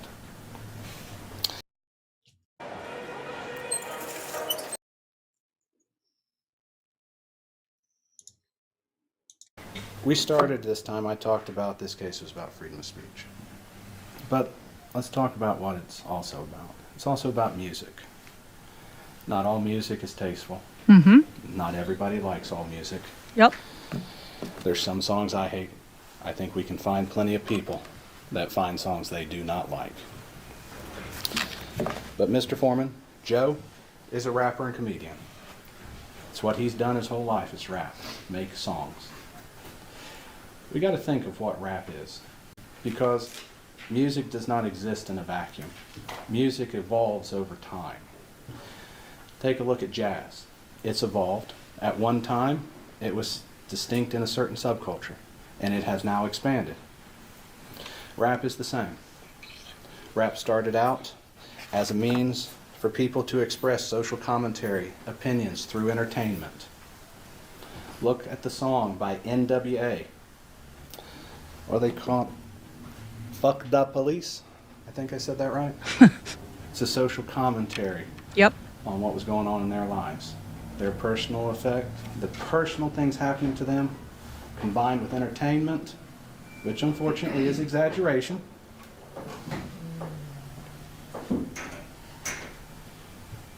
Opinion, nothing of fact in that song. It's a commentary on society. And so when you look at rap, you see that over and over again. I had my secretary print me a couple songs, rap songs, while I was pouring a cup of coffee. And the first one was Carly B, WAP. I find it bad to say what WAP means, but it's a popular song. I think it's somewhat derogatory, but then again, I'm not the audience for that song, and I know that. I know nothing in that song. Nothing talking about is true. I know it's entertainment. I know it's social commentary. Miss Grooms testified even her students knew that at a young age. The same thing I knew when I was watching Johnny Carson, The Late Night Show, and SNL, Saturday Night Live, with my grandfather when I was a kid. That's all entertainment. They make fun of everybody for entertainment. And some of it is a social commentary. But it is not fact. And everybody knows that. Nobody looks at Lil Wayne's song Pussy Monster and says there's a monster in that song. Everybody knows it's exaggeration for entertainment. Is he commenting I can't believe on you something? said pussy monster. I'm dying. But it's not fact. And I can keep going. Megan Thee Stallion with Sex Talk. I mean, it just goes on. They use derogatory language. It's designed to entertain. Drew Hastings, former mayor of Hillsborough, was a comedian. I got to go to one of his stand-ups. Some of it was funny, some of it wasn't. Some of his jokes, like those of Eddie Murphy and Richard Pryor, some of them are not tasteful, but they're still jokes. They're not facts. And we know that. That's what a reasonable person listening to that would understand. And that's the point. This is not a vacuum. We don't live in a vacuum. Let's face it, if we lived in a vacuum, we'd all be dead because we couldn't breathe. So we live in a world full of everything, where we see things. We watch SNL. We know it's entertainment. We know it's going to pick on people. We understand that they're picking on public officials. Well, they picked on Joe. They pick on Donald Trump all the time, Sleepy Joe. I mean, go down the list, even Teflon Ron was made fun of. So as you go back, nobody thinks that's fact. Nobody's going to take it that way. When they post their clips on YouTube, when they post their clips on Facebook, people don't look at it and go, that's the truth. No, they understand it's comedy. They understand they're going to talk about it going forward. And if you look at his posts, you see the little signs of that too. Iteration. Things that you see in a song. I mean, because after all, You know, a song's catchy, right? It has a beat, song, you know, words rhyme. You know, she thinks my tractor's sexy, and, you know, it sticks with you. She thinks my tractor's sexy. Oh my God, I'm dying. You heard how it came together as entertainment. So we don't exist in a vacuum, and a reasonable person doesn't exist in a vacuum. As the judge said, you are a reasonable people. You get to decide what's reasonable, which means you get to use your experience. You get to use your understanding of what those are, of your understanding of Joe, of your understanding of rap music, music in general. I'm not going to sit here and say that these 7 people were happy about what happened to them. I'm not going to say that. That'd be stupid. But what I am going to say is they are public officials. We see it on the news all the time, public officials made fun of. Mm-hmm. Let's go back to voir dire. During my voir dire, we talked about, with the one juror who's gone, we talked about that, yes, I ran for public office. She agreed I put myself out as a public official. She agreed that it was an opinion when someone called me a baby killer. Even our witnesses on the stand, I asked that question. They said a crooked defense attorney is not a vine, it's a matter of opinion. Crooked cops, dirty defense attorneys. Oh, wait, one witness did want to say I might not have taken a shower. But those are all opinions, exaggerations. I think I saw the judge smirk back there. And we know that. And that's why public officials are held to a higher standard, because that standard is what is expected of them as subjecting themselves to public scrutiny. They all testified that people have criticized their work. You told us the Whopper is the best. And after all, we look at the search. There is, even Mr. Newland admitted it wasn't perfect. I think we can see from how the money was handled, the investigation. I would have liked to have seen a more thorough job myself. I mean, we have a chain of custody, the money that just leaves it laying there. Mr. Newland didn't know that. We have an unsealed evidence bag. We have 10% of all evidence, money evidence in the Adams County evidence locker miscounted. Wow. Keep in mind that that miscount on those is less than what is alleged to miss here. We got people saying we had a miscount, yet they can't even bother to notify the court in an official document that they made a mistake. Just let it ride. As far as the public record knows, which they never corrected, Mr. Foreman never got back all of his money. They want to talk about an investigation, but they can't even put in a single piece of paper to correct his mistake. I don't know if I call that lazy or what, but I think it goes to what you consider a fact. Because what is a fact? We can't always know what a fact is. A fact is something you can disprove, right? But can we truly disprove that? Looking at all the evidence, there is questions. If there's questions, it's not a fact. Now, people will form opinions based on that. I formed an opinion. I imagine everybody here's formed an opinion. We know that they formed an opinion because they didn't like being called a thief. So that was their opinion. But people are allowed to have opinions. People are allowed to express them. Yep. What people are expressing when they call them thief is not a literal statement. It is not a fact. It is a social commentary on the fact that they didn't do things correctly. And they can't even articulate how they could fix it. That is a social commentary if I ever heard one. They don't like it? That's not their choice to like it or not. They're public officials. They're going to be held to a higher standard. Their work's going to be criticized. I mean, that's just what happens when you're a public official. No reasonable person would expect a police officer not to be criticized. They've all been called names before. Mm-hmm. Has it affected them personally? Yes. Miss Grooms testified it made no difference in her life. Her kids didn't take it seriously. And she's taught for damn near 30 years. But they seem to take it seriously. And I come back to Mr. Grooms. He's worried about going out on a call and being shot. Now, maybe I'm old-fashioned, but if I'm going out on call, I'm worried about getting shot, I'm going to call my wife and tell her to be safe, not sit here and go, I'm worried about me. That's not what you do. You take care of your family. Mr. Walters wanted to point that out. That just goes to show us he didn't take it seriously. Now, I'm not going to say they're not afraid. Anytime they go on a call, the highway patrol will tell you scariest thing's a traffic stop. Yep. You know nothing about the person. You're there by yourself, Mhm. and things can change in an instant. Is that scary? Fuck yeah. I'd be scared. But if you're truly scared, you take the steps for it. And domestic You abuse start calls. having your family do stuff. You start doing that. If you believe what you're saying, you take the steps towards it. You didn't take the steps. No one else talked about how they took the steps either, did they? And why does that matter? Because a reasonable person is going to look at that. After all, let's go back to me not taking a shower. How would you know I didn't take a shower? Hair clumpy, matted, probably got dirt all over me.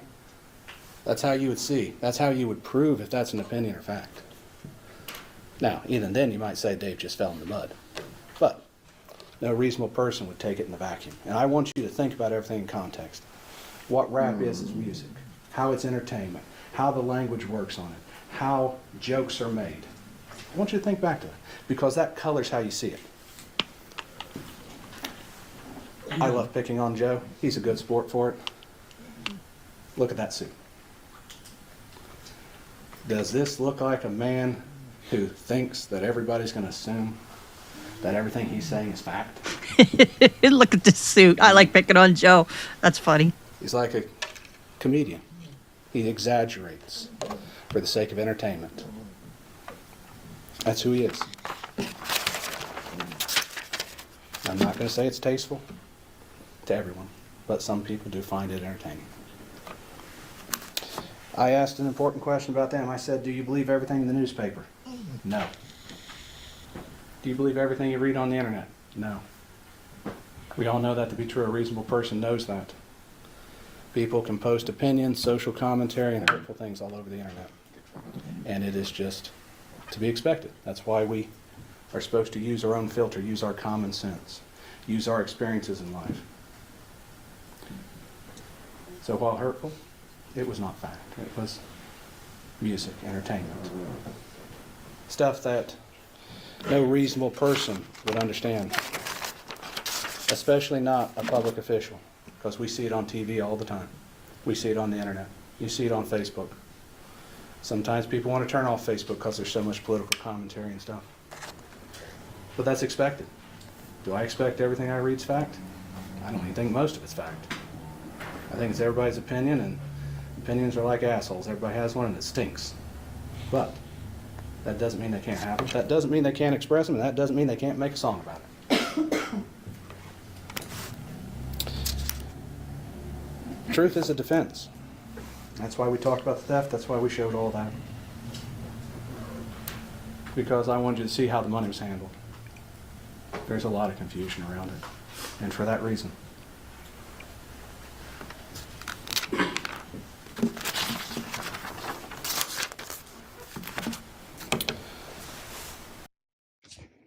C.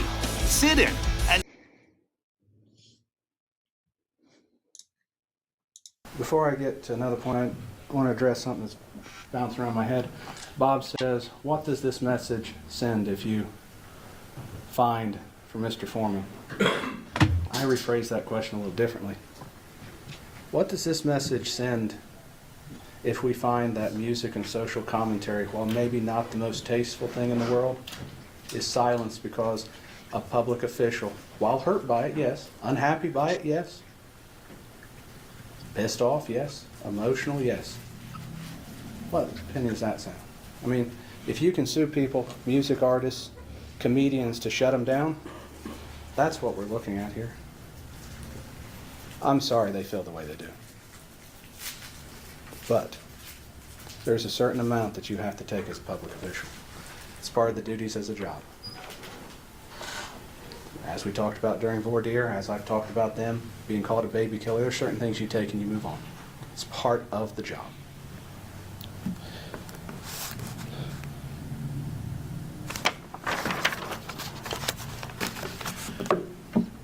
plaintiffs, or I should say Bob talks about how they wanted it to stop. Where was the certified cease and desist letter? Where was all this done? None of that was done until after they started the lawsuit. Until after they brought it to court to make it stop. That's what they wanted to. They wanted to make it stop. Yet they asked for money.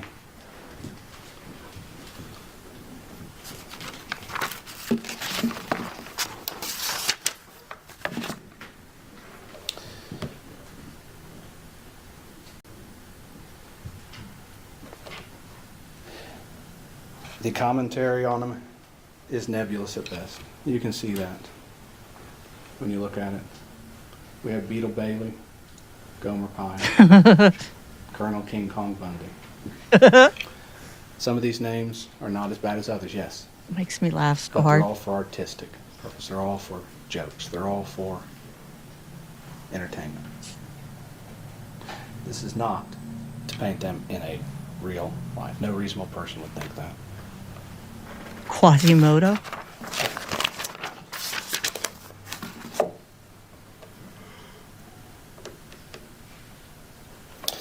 It's kind of interesting because even Mr. Newland agreed that when he was called a pedophile by Mr. Foreman, yes, that is a horrible thing to call a person. But even he said it was Mr. Foreman's opinion. So he didn't believe it was a fact.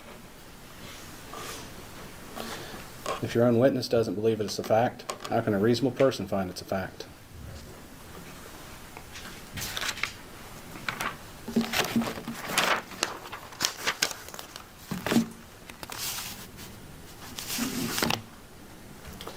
Bob went to great lengths to say nothing will stop him. Shows us where we're at. We got to stop his expression. We got to stop entertainment. We got to stop exaggeration. That's what Bob's talking about. What chilling effect does that have on the world we live in? Exactly. Think about it. You don't like what a commissioner does. You don't like what our prosecutor does. You don't like what any public official does, and you make a joke, and you're drugging the court. It may not have been a tasteful joke. May have been a bad joke. May have been the greatest joke ever. But what we're saying is if they don't like it, we're back here. What does that say to you, freedom of speech? What does that say to the world we live in? That's what this case is about. And Bob knows that. That's why he mentions it. That's why when you look at defamation and the jury instructions, you'll see that the first element of it is a statement. Portrayal of fact. Has to be portrayed as fact. No music video portrays as a fact. I don't watch Fuck Those Police and turn around and say, you know what, that's a fact. No. I say that's a song and it's entertainment and move on. Sometimes I try to figure out what the words mean, you know, what kind of they're getting at, but I don't expect them to present a fact. Fourth element is the proximate cause. It's an interesting question there, because you'll get the definition of causation in proximate. And we never talked about that really during the trial, and it's going to be something that I want to discuss. They talked about getting phone calls. None of those posts. Joe never said, call them and tell them this. Mr. Cooley testified that they mailed pound cakes to the office. Joe never said send them a lemon pound cake. These are things that other people have done. Joe never directed them to do it. He didn't cause it. He made a joke. He cannot control how people take it. What they do, he's not that. All he can do is make a joke, make a song. So that's something to consider. Was he the proximate cause, or was it someone else? Whether you're a professional contractor,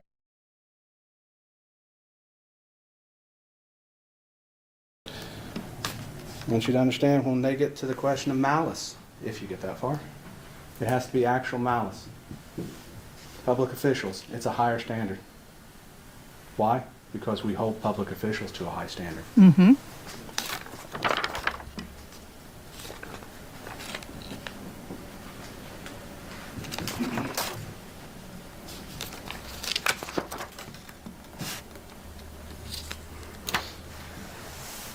talk about the false light. That's their second cause of action. That says that a reasonable person would be justified in the eyes of the community, feeling seriously offended and aggrieved. I want you to go in on the eyes of the community. They want to say people's humiliating them, calling them names. The reality is a reasonable person in the eyes of the community is going to say, it's a song. It's a joke. I was flabbergasted to hear it myself, that they even thought it was a joke before they brought the lawsuit. Go to a Halloween party and bring a lemon pound cake. That, I almost have no words for that, honestly, because we're hurt, but it's a joke. Which one is it? So a reasonable person in the eyes of the community would understand it's a joke. Mr. Estep testified about the joke of the shirt. We got the pound cake joke. There's various jokes for this. This was not as negative. This has not changed their view in the eyes of the community, because your reputation, which is what they claim is hurt, your reputation is like a shirt. You eat a hot dog, you drop mustard on it, you get stains on your shirt. Nobody's reputation's clean. Everything you do affects your reputation. The way you perform your job affects your reputation.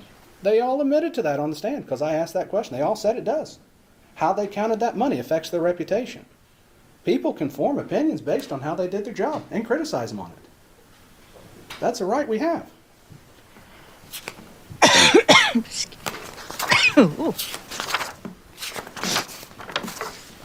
You have to forgive me, I have to flip through these, son. We didn't have a lot of time to prepare as things change on the fly.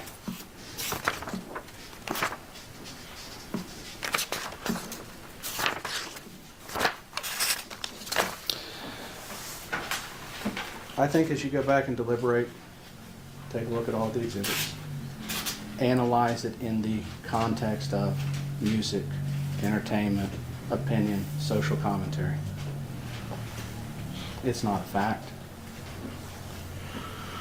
And if you look at it, you can see that. Like I said, it may not be tasteful. May not be nice.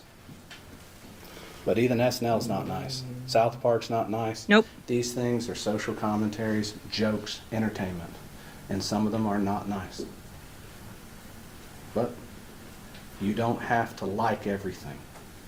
Amen. You don't have to like everything said about you, and you don't have the right to tell everybody that everything said about you should be sued for. Yep. Especially if you're a public official. As such, I ask you to deliver a verdict in Joe's favor on all claims. I ask that because when you look at it, no reasonable person could see it as a fact. No reasonable person could see it as even false light. Nope. The community, if people called them, that's because the social commentary resonated with someone, resonated with what people experienced in the world. We've lived through a turbulent year, so we've all seen on the news what people are experiencing all over the country. Social commentary resonates because of that. That doesn't make him the proximate cause. Nope. That shows a deeper concern in our country that we should be addressing, not sitting here trying to decide if a music video is a fact or not. That's what's at issue here.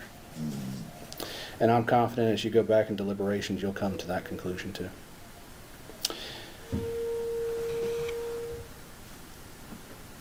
And with that, I thank you again for your service, because it is not easy, and what you're about to do is not easy. It takes time and deliberation. It takes hard work.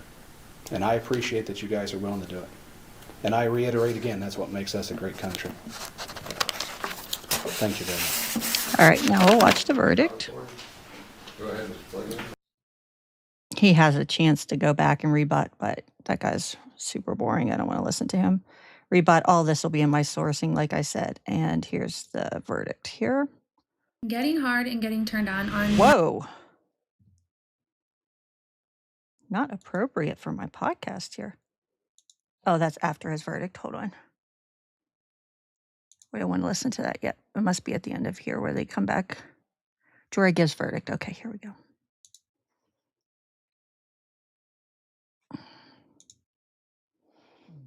Okay. Volume. Let me get to the right spot here. Make sure it's shown. Okay. Look at him walking in with his fur coat on and his suit. We gotta wait for the judge to get in here. Like this stuff. Don't bring him out.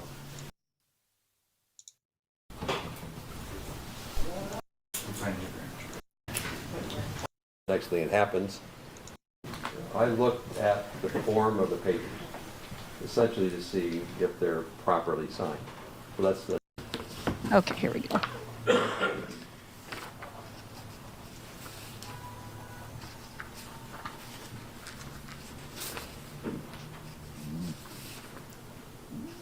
Hunter, you are so noisy. I know you like to be part of the show, but my gosh, man.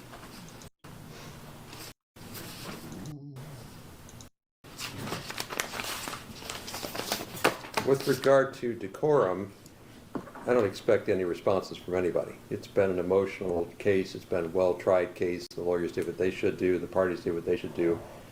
I just want to remind everybody that how the verdict comes out isn't something of public comment. So if you have an emotional attachment to the verdict, don't express it. Wait till you get out of the building before you let your emotions out.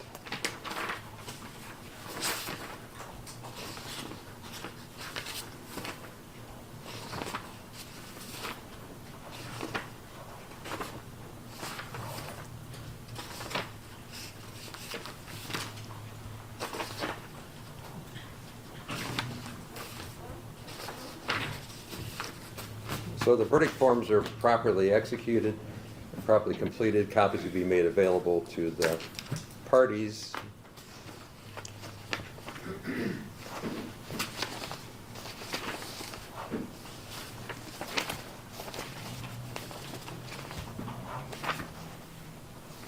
In all circumstances, the jury finds in favor of the defendant. No plaintiff verdict prevailed. So the matter will be concluded with defense verdicts. Thank you, Mr. Klingler. Thank you, Mr. Osborne.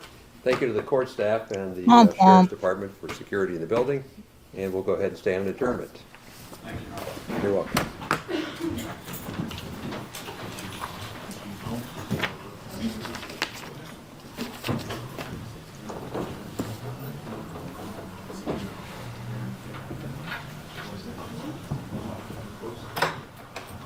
Okay, now we'll watch Afroman after the trial.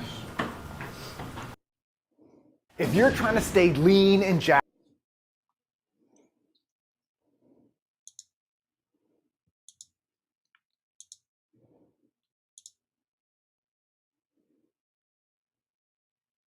Courthouse, the sound of victory. After jury sided with the musician Afroman, whose real name is Joseph Foreman, after a days-long civil defamation trial. Afroman speaking to WCPO right after the verdict. I didn't win. America won. America still has freedom of speech. It's still for the people, by the people. The jury finds in favor of the defendant. 7 Adams County Sheriff's deputies sued the musician. They argued Afroman used security video from a 2022 raid of his home and put it in music videos using deputies' likeness without permission. There's damage to reputation, there's pain and suffering, there's public humiliation. There's everything you saw and heard from these detectives from the witness stand. This raid taking place nearly 4 years ago following search warrants related to possession and trafficking in drugs and kidnapping. The rapper was never charged. Along with using the surveillance video in multiple music videos, including in the song Lemon Pound Cake, the deputies also say Afroman called them thieves and pedophiles, among other things, on social media. I didn't go down here and sue the police department. I fixed up the damages they made, and I sung songs about them to raise money to do it. They were unapologetic. The deputies wanted Afroman to pay $3.9 million in damages. We got about a total of 250 pieces given out. This is the last one, and I'd like to give it to you. Supporters of Afroman coming from near and far with a message both verbally and symbolically. For me, this isn't really about Afroman. It's about free speech. So when someone like Afroman stands up for my free speech by using his talents, his musical talents, to fight the corrupt system, we got to come out and support him. I'm glad things things went my way. But if they would have took it off from me, I was happy about all the love I was getting from everybody. After them people kicked my door in. In Adams County, When life give you lemons, you make lemon pound cake. Jay Shakur, WCPO 9 News. When life gives you lemons, you make lemon pound cake.